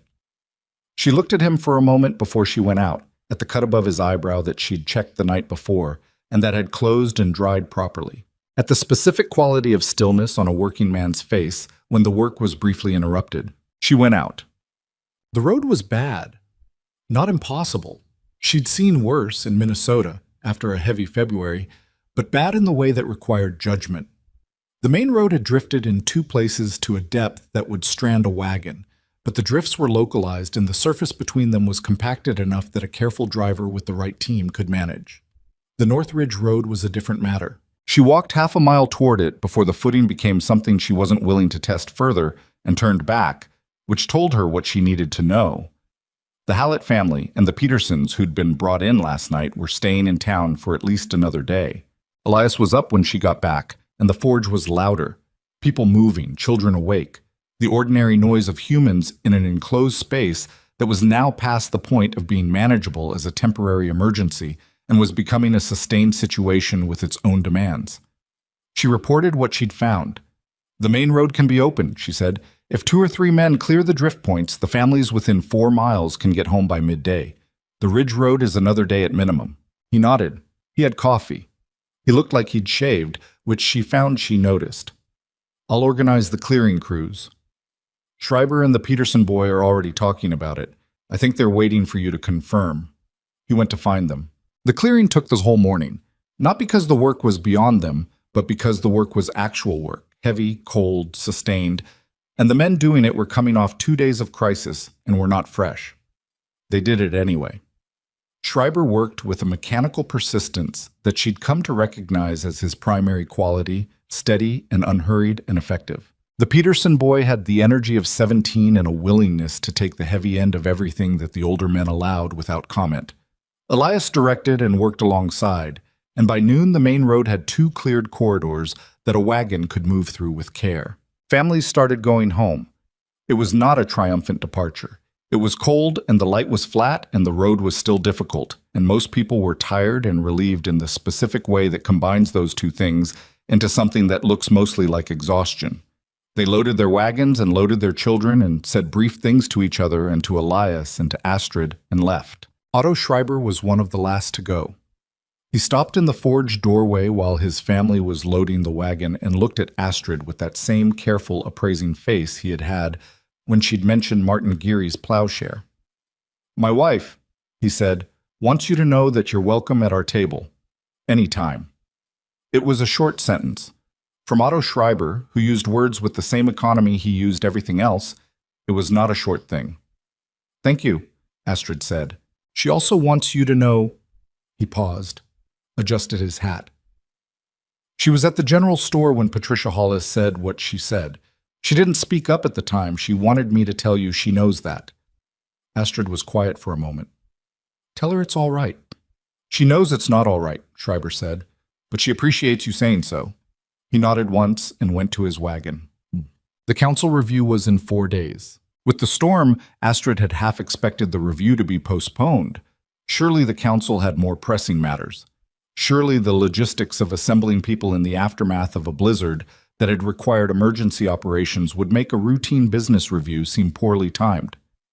She had thought this, and then she had thought about Garrett Hollis, and she had understood that poorly timed was not a concept that would register as a problem for a man who had been engineering a result for months. The review notice had not been rescinded. She sat down with Elias the evening after the families left, at their kitchen table, with the account ledger and the council letters and a piece of paper she'd been using to make notes. The house was very quiet after 2 days of the forge full of people. The fire in the stove was the only sound. "Who will speak for Hollis at the review?" she asked. Elias thought about it. "Marsh, probably. Maybe 2 or 3 of the ranching men who've been avoiding the forge." "And for you?" "I don't know that anyone was planning to." She looked at her notes. "Schreiber will. I'm going to ask him, and I think he'll say yes." "You don't need to." "Clara will also speak. She told me a week ago that she wanted to, if it came to it." She met his eyes. "It's coming to it, Elias." He didn't argue. He looked at the table instead, at the ledger and the letters, and she could see him working through something. Not the logistics of the review, which he'd been turning over for weeks, but something else. "The account book," he said slowly. "The one I showed Walsh and 2 of the other ranchers when they came last spring with concerns about my reliability. The one that showed I'd been carrying their accounts in good standing for years." He paused. "Hollis saw that book." She stilled. "What?" "Walsh brought Hollis along to that meeting. I didn't think anything of it at the time, but Hollis sat right there at that table and he looked at that ledger for 10 minutes while I was talking to Walsh. He looked up at her. He saw which accounts I had. He saw what the water easement property was worth to my operation." She thought about this. "So he knew exactly what he was targeting when he started pulling the ranching accounts. He knew everything." Elias's voice was flat with a particular kind of anger. Not hot, but compressed, the kind that had been sitting under pressure for long enough to become something structural. "I invited him to see it." "You didn't invite him. Walsh brought him. I let him sit at my table and read my business." "Elias." She waited until he looked at her. "You trusted a man who was operating in bad faith. That is the thing he did, not the thing you did." She held his gaze. "You can be angry about it, but don't make it your failure." He was quiet for a long moment. The stove ticked. The window had frosted over on the inside at the corners, small crystalline patterns spreading from the edges of the glass. "There were 12 families in this forge," he said finally. 21 people. 3 of them children. If the forge hadn't been open, he stopped. "The Brennan baby." "Yes?" He sat with that for a moment. "You knew there was going to be a storm." "I knew the first snow was too early, and I knew what early snow meant for the families who were most isolated." She paused. "I didn't know it was going to be that bad." "Nobody knew it was going to be that bad." "No." Another silence. He turned the ledger over in his hands. That thinking habit, the physical object as a focus for internal work. "The council," he said. "What do you think they'll do?" She considered the honest answer. I think Hollis came into this review expecting a community that was divided on you. Divided people don't push back hard against an organized pressure. She set down her pen. I think the storm changed the constituency. She watched his face. The families who sheltered here, they're not divided on you anymore. He absorbed this. They were never really against me to begin with. No, but they were quiet. Quiet looks the same as opposition when the other side is loud. She folded her hands on the table. They won't be quiet now. Gut. The 3 days before the review moved with the strange, compressed quality of days that have too much in them. The road clearing continued, the town returning to itself slowly, and with the deliberateness of a place reclaiming its shape after a disruption. Businesses reopened. The general store was full the day after the storm, people restocking, and Astrid went in for supplies, and Denton Marsh served her without commentary and at the correct prices, which was not an apology but was a different thing than what had come before. Patricia Hollis was not in the store. Ruth told her, without being asked, that Patricia Hollis had been among the families who had not sheltered at the forge, that the Hollis household was large and had its own resources, and had, as far as anyone could tell, managed the storm without community assistance, which was both a function of their circumstances and consistent with their general posture toward the community, which was that of people who were part of it only when the terms were on their own definition. How is Garrett Hollis taking the forge situation? Astrid asked. Ruth handed her the finished linens. She'd come to collect them, this being Friday. Taking it the way men like Hollis take anything that doesn't go the way they planned, Ruth said, quietly and with adjustments. What kind of adjustments? He's been talking to the 2 council members he doesn't already have. Ruth kept her voice even, informational, reminding them of certain things, favors owed maybe, or concerns he can raise about their own situations if they're not cooperative. She paused. That's a guess, but it's an educated one. Astrid thought about the 2 independent council members, a man named Aldous Webb, who ran a small lumber operation, and a woman named Helen Garrity, who was the only female member of the council and had been appointed rather than elected after the previous member's death, and whose position on the council was, as far as Astrid could determine, tolerated rather than welcomed by the majority of her colleagues. She'd spoken to Helen Garrity once, briefly, at Ruth's laundry, a tall woman in her mid-50s with careful eyes and the deliberate speech of someone who had learned to choose words precisely because imprecision had cost her at some point. Helen had not said much on that occasion, but she'd asked Astrid one question. How long have you been in the territory? And when Astrid had said just over a month, Helen had nodded in a way that wasn't dismissive but was calculating something. Astrid went to see her the day before the review. Helen Garrity's house was on the east edge of town, a well-maintained property that sat at the end of a road that bore slight evidence of having once been planned as a longer street before the town's growth had stopped and reconsidered. Astrid knocked on the door and was let in, and sat in a front room that had books on 2 walls and a fire going, and the general quality of a space organized by someone who valued order, not for its own sake, but because order was what made room for thought. Miss Nyberg, said Helen. She sat across from Astrid with her hands in her lap, waiting. You know why I'm here, Astrid said. I have a guess. I'm not going to ask you to vote a particular way. I don't think that's my place, and I don't think it would work with you regardless. Helen's expression shifted very slightly, possibly appreciation. What are you going to ask? I'm going to ask you to listen tomorrow to who speaks and what they say, not what they say about me. That's not the issue.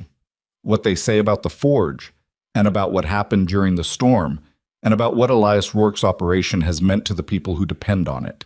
She paused.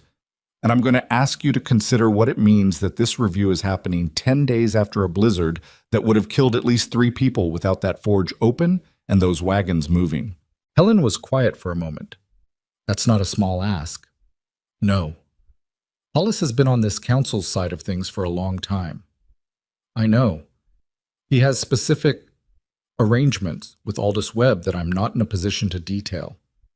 I understand. Helen looked at her steadily.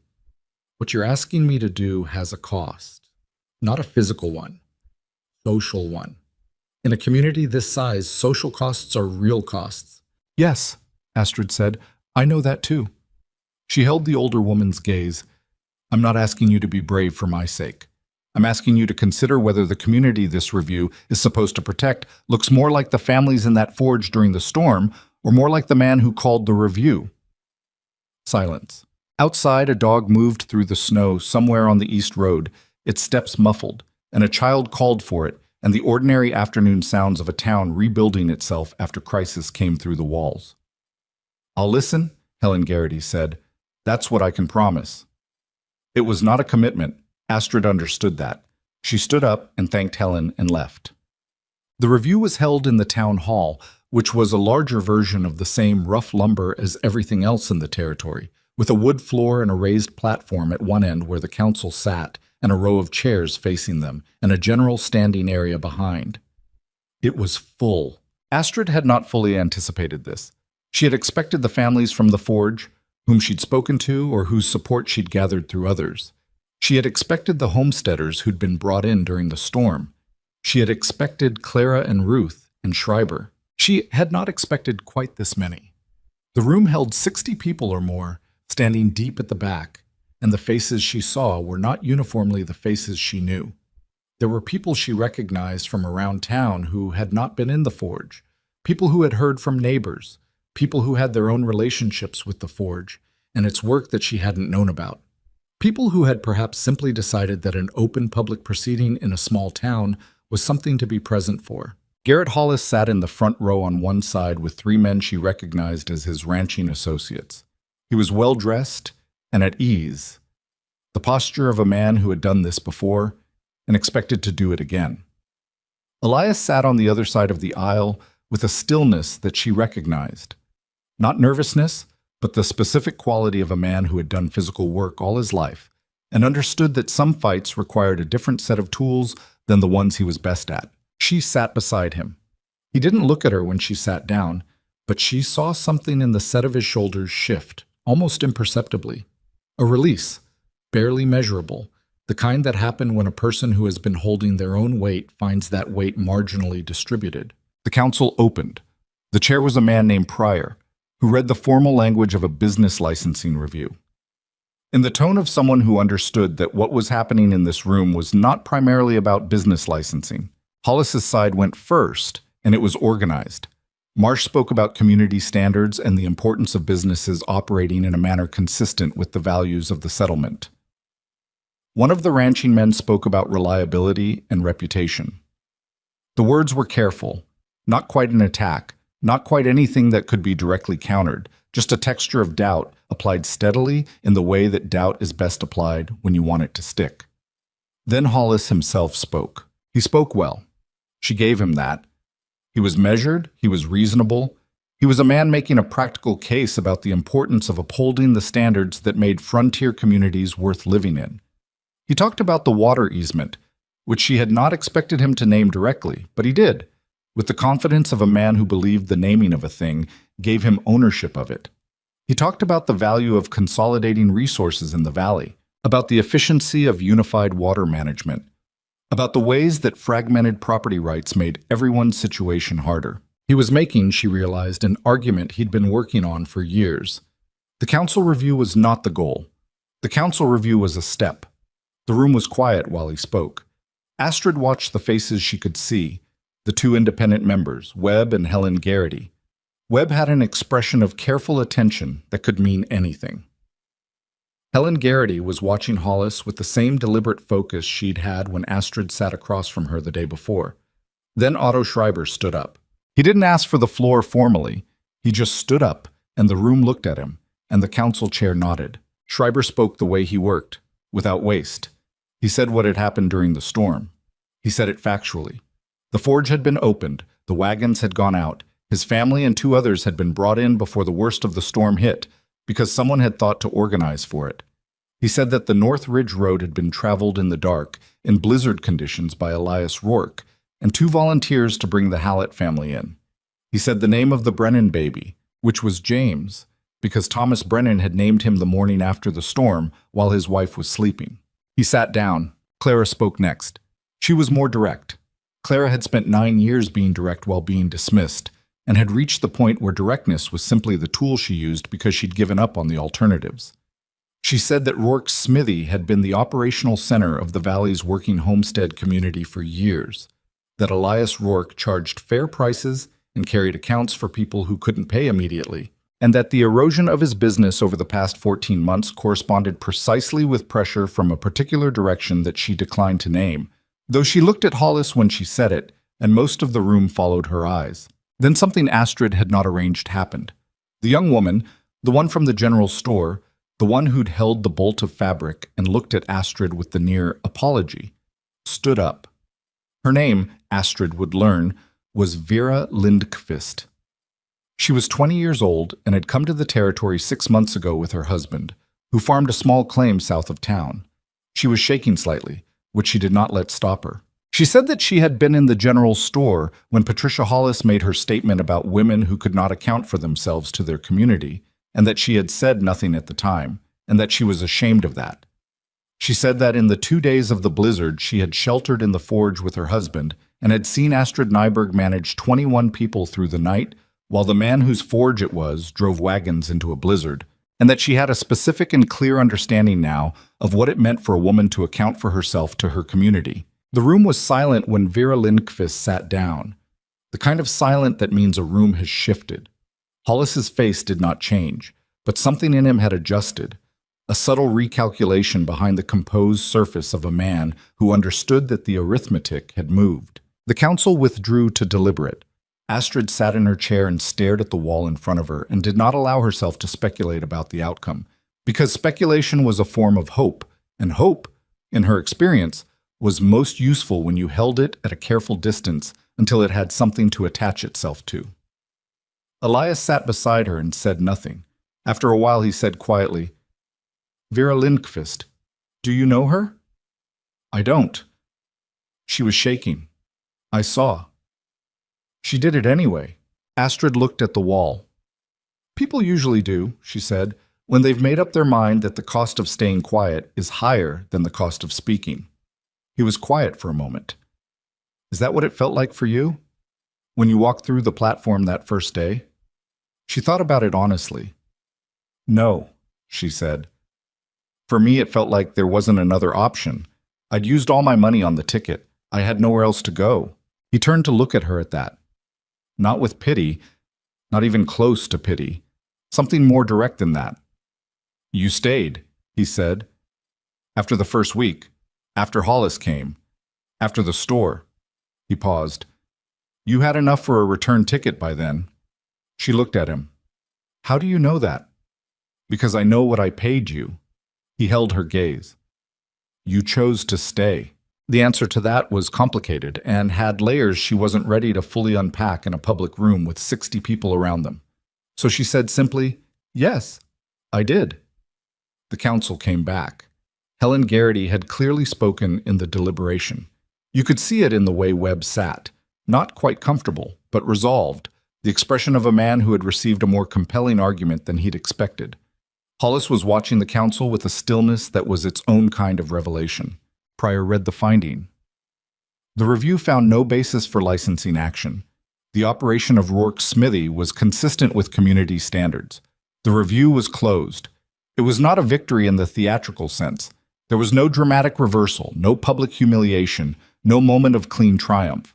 Hollis stood up when it was done and left the room at his own pace, his men behind him, with the manner of a person who had experienced a setback and was already thinking about the next position. But the people in the room did not leave quickly.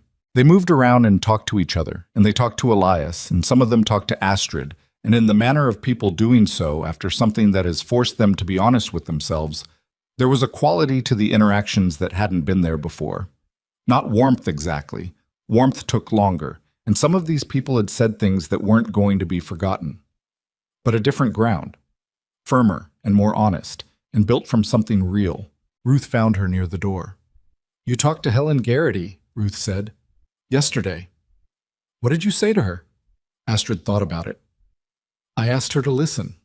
Ruth looked at her for a moment with an expression that was as close to open as Ruth Calloway's face ever came. "That's all?" "That's all." Ruth made a sound, not quite a laugh, but related to one. "Sometimes that's everything," she said. Elias appeared at Astrid's shoulder, and Ruth gave him a brief look that communicated several things without words, and then she moved away to find her coat. They stood for a moment in the thinning crowd. "All right," he said. She looked at him. "Is that it? All right? What else is there?" She thought about it. Outside, the late afternoon light was coming through the hall's two small windows, flat and cold and white off the snow. The light of a territory in November that had just gotten harder and wasn't going to get easier for months. "Nothing," she said. "All right is enough." They walked out together into the cold, and the door closed behind them, and the town lay around them under its snow, imperfect and difficult and real, the way places are when they're actually worth the trouble of staying in. Winter settled into Dry Creek Crossing the way winters do in the territory, without apology, without schedule, on its own terms. The weeks after the council review were not a transformation. There was no morning when Astrid woke up and found the town remade into something welcoming and easy.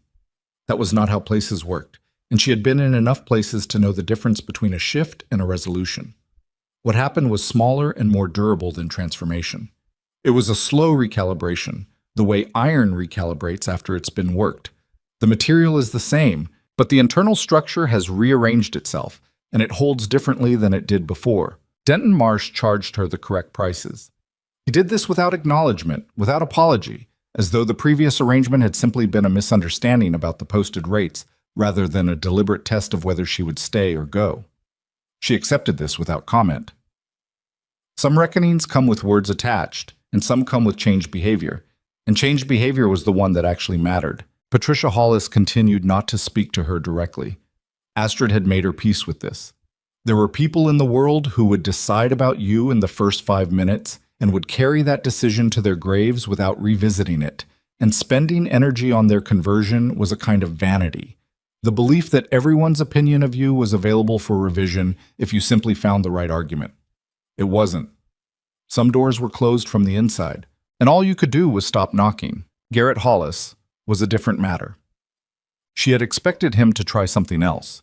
A man who had been building toward a goal for years and had been stopped at a specific juncture did not simply accept that juncture as a permanent condition. He adjusted. He found another route. She had said this to Elias in the days after the review, and Elias had agreed in the way he agreed with things he'd already been thinking. Not surprised, just confirmed. What Hollis did was quieter than what he'd done before. He stopped the direct pressure on the ranching accounts. Whether this was because the storm had made that pressure too visible or because he was genuinely recalculating his approach, she couldn't know. But the ledger began to shift. Not dramatically, not all at once, but in the way of water finding its level.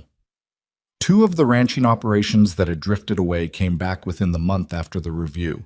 Not the largest ones, not the ones most directly in Hollis's sphere, but 2 mid-sized operations whose owners had apparently done their own recalculating. Vernon Walsh, who had told Elias he'd found a cheaper smithy in Callowell, came in on a cold December morning with a piece of equipment that had failed and stood in the forge doorway with the particular expression of a man who was aware he had some accounting to do and was uncertain how to begin it.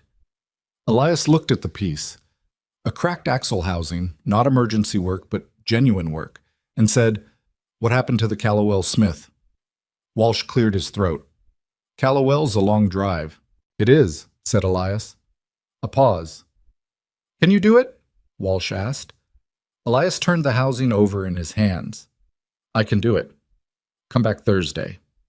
Walsh came back Thursday. He paid and overpaid slightly, which was its own kind of language, and Elias accepted the amount without noting the difference aloud, which was his kind of answer to that language. Astrid watched this from the back room doorway and didn't say anything about it, then or later.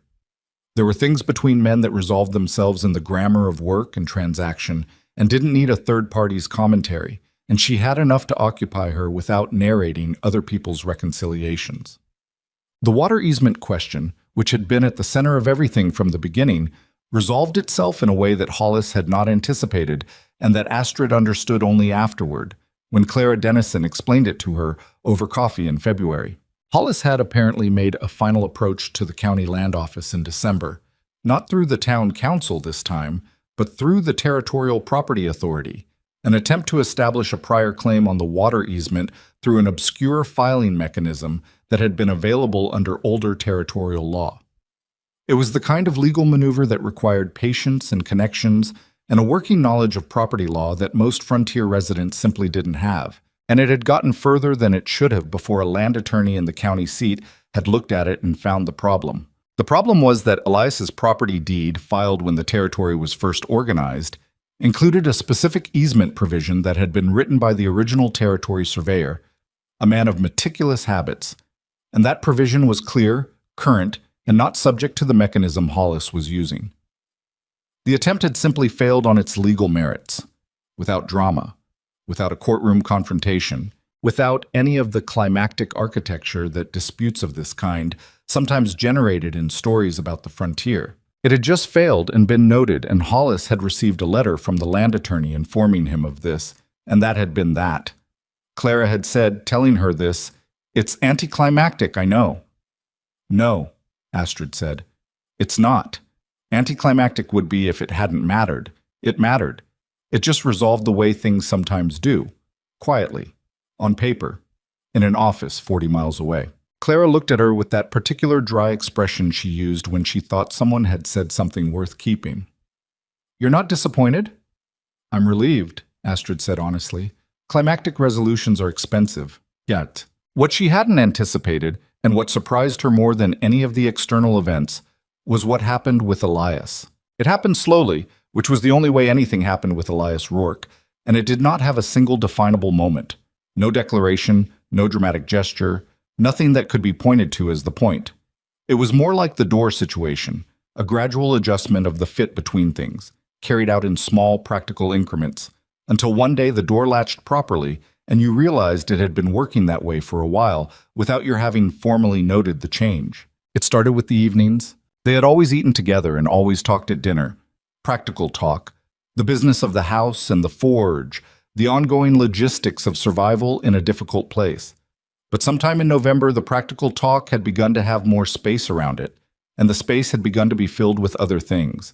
He told her about a job he'd done in his first year in the territory, a commission for a rancher who'd wanted an iron gate of a particular design and had been specific about it in ways that had turned out to be contradictory, and how he'd finally understood what the man actually wanted after 3 failed attempts and 1 honest conversation.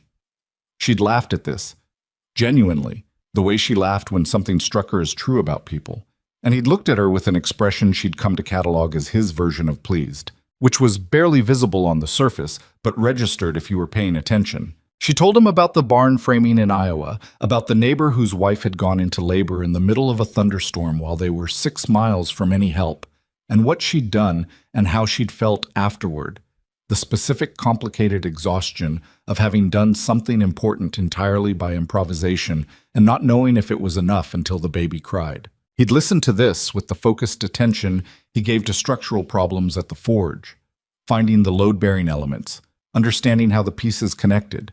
"You've spent a lot of time doing things you didn't know how to do," he said. "Most people have," she said. "They just don't always admit it." He thought about this. "I suppose. You drove a wagon up a ridge road in a blizzard to get a family you'd barely spoken to. I knew the road. You knew it in dry conditions." A pause. "That's fair." "You did it anyway," she said. "That's the part that matters." He looked at her across the table for a moment. "You organized 21 people in a crisis with no plan." "I had a plan. You had an outline." "An outline is a plan with room to adjust." She met his eyes. "That's better than a plan with no room." Something moved through his expression, some internal amusement that rarely made it fully to his face, not quite a smile, the direction of one. These were the kinds of conversations they had, more often as winter deepened. Not declarations, not confessions, just 2 people telling each other the truth about their lives in small, honest pieces, and finding that the pieces fit together in ways neither of them had fully expected. He asked her to stay in January. He did it badly, which was consistent with who he was, and she would not have wanted it done differently.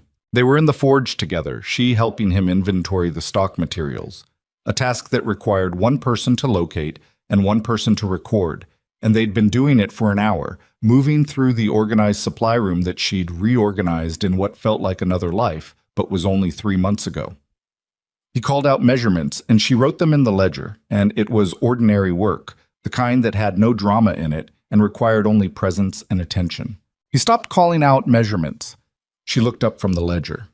He was standing near the iron stock with his back partly to her, and his hands still, and his attention directed somewhere that wasn't the inventory, and she waited because she knew by now when to wait.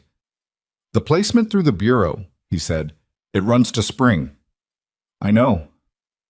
The terms say you can leave in April, or I can end it in April." He paused. "Either party, 60 days notice." "Yes." Another pause. Longer. "I don't want to end it in April," he said. She set the ledger down on the shelf beside her. "That's not—" He stopped. Started again. "What I mean is, I'm not talking about the work arrangement." He turned partway toward her, not fully, a man who found direct declarations harder than ridge roads and blizzards, and was pushing through it anyway. "The house stopped being empty when you came. I didn't know it was empty before, which I realize is—" He stopped again. "I'm not good at this." "You're doing all right," she said. He finally turned fully, looked at her. "I'm asking you to stay, past April, as something other than employment." His jaw was set in the specific way it set when he was uncertain about the outcome of a thing he'd committed to doing. "I understand if that's not what you came here for." She stood in the supply room of a forge in a frontier town in Nebraska Territory in January, with iron stock and leather and the smell of coal and work around her, and she thought about the train platform and the woman who'd whispered and the 7 years of moving she'd done before a letter from a labor bureau in Omaha had sent her here. She thought about the door that latched now, the chair that didn't wobble, the bellows that drew evenly, the ledger that was improving slowly, line by line. She thought about a ridge road in a blizzard, and a man who held her frozen hands without breaking his focus on the road, and a baby who had come into the world in a smoky claim shack and was now named James and was apparently healthy and loud, according to Thomas Brennan, who had come to the forge in December specifically to tell them both this. "I came here for a housekeeping position," she said. "That's true." She held his gaze. "I stayed for different reasons." She paused. "I'll stay past April." He looked at her for a moment, and the expression on his face was not triumph and was not relief exactly. It was something quieter and more unguarded than either of those. The expression of a man who had spent a long time expecting the world to take things away and was finding it unexpectedly difficult to receive the alternative. "All right," he said. She picked up the ledger. "You were at the rod stock." He turned back to the shelves. "Right." A pause. 3/4 inch, 12 feet, 7 rods. She wrote it down.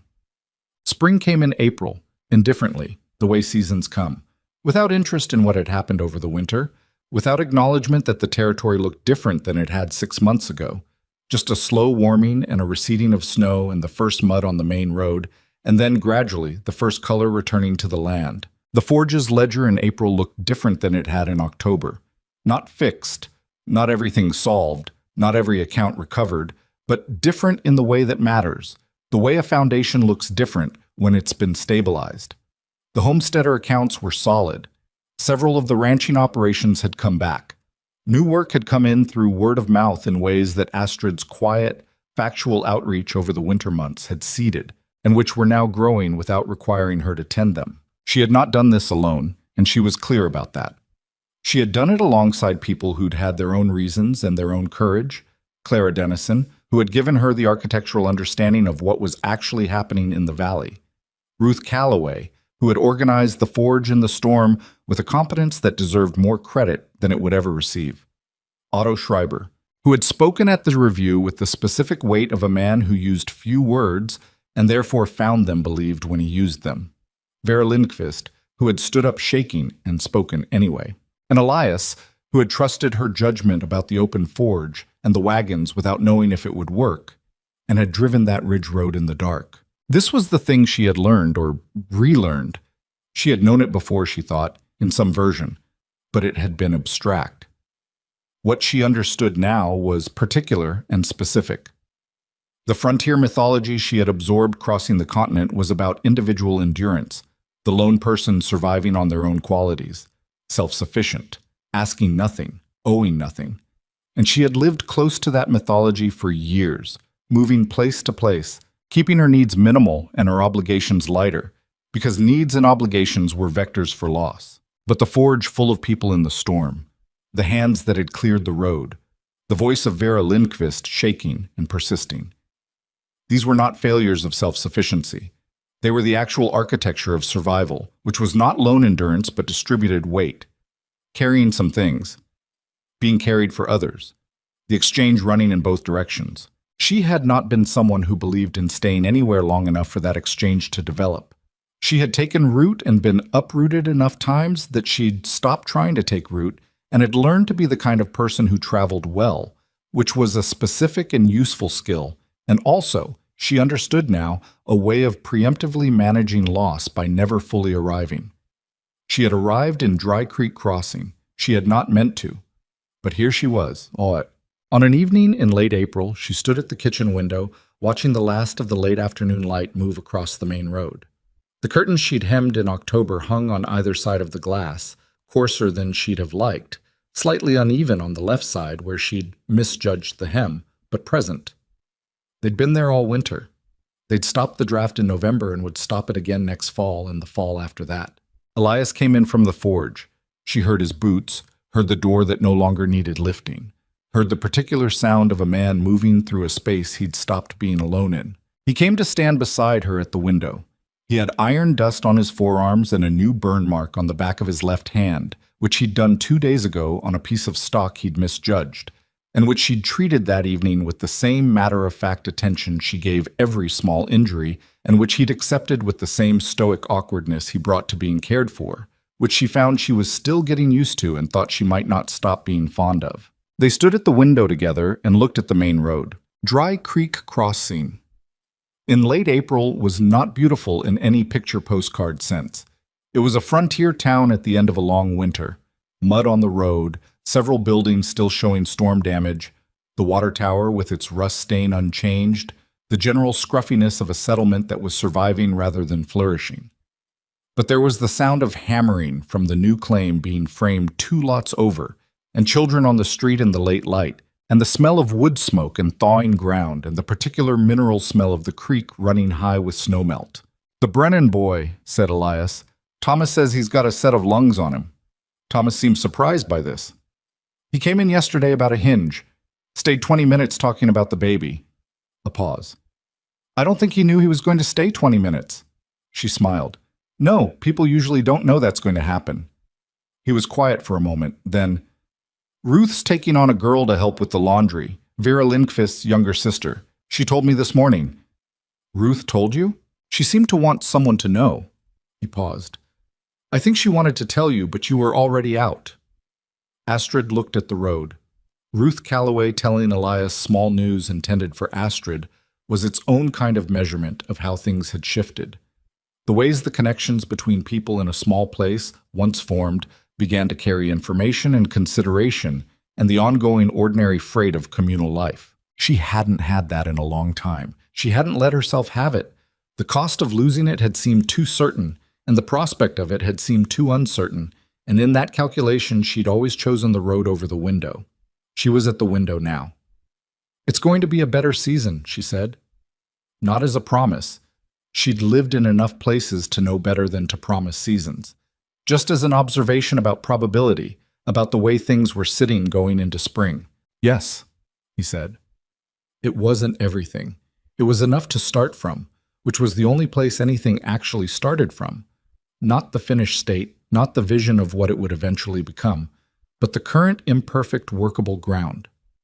She reached over and straightened the left curtain hem against the window frame, the uneven one, the one that had bothered her since October. It didn't fix the hem, but it hung better for a moment. Elias watched her do this with an expression that she recognized by now. The noticing without comment, the quiet cataloging of things that had been repaired or attempted, or simply tended to. "You're going to fix that properly," he said. It was not quite a question. "Eventually," she said. "You said that about the chair." "The chair is fixed." "You said it would take a week." "It took 3 weeks." He was quiet for a beat and then, "The window needs reglazing on the north side. The frost got under the seal." "I know. I've been watching it." I can do it Saturday if you point out the sections. I'll point them out, she said. This was what it looked like, she thought. This specific thing. The reglazed window and the fixed chair and the ongoing list of things that needed attention, and the two people dividing that list between them without ceremony or negotiation, just presence and attentiveness, and the accumulated trust of 7 months of demonstrating who they were to each other under conditions that had not been easy. This was what it looked like when you stayed somewhere long enough to find out if it was worth staying in. The light on the main road moved and dimmed and went the particular color it went at the edge of evening in the territory. Not golden, not romantic, just the specific gray-orange of a western sky flattening toward night. The kind of light that asked nothing of you except to be present in it. She stood at the window of a house that latched properly. She was not lonely. She had not expected, when she stepped off that train in October with one canvas bag and a folded letter, to be able to say that. She had been moving so long that she'd misplaced the knowledge of what it felt like to stop. The feeling of stopping was not grand. It was not relief or triumph. It was just solid. The specific solidity of a thing that is going to hold. She had come to survive. She had stayed to live. And at the end of a long, unforgiving winter, in a town that had not wanted her and had wanted her anyway, those two things had finally, quietly, become the same.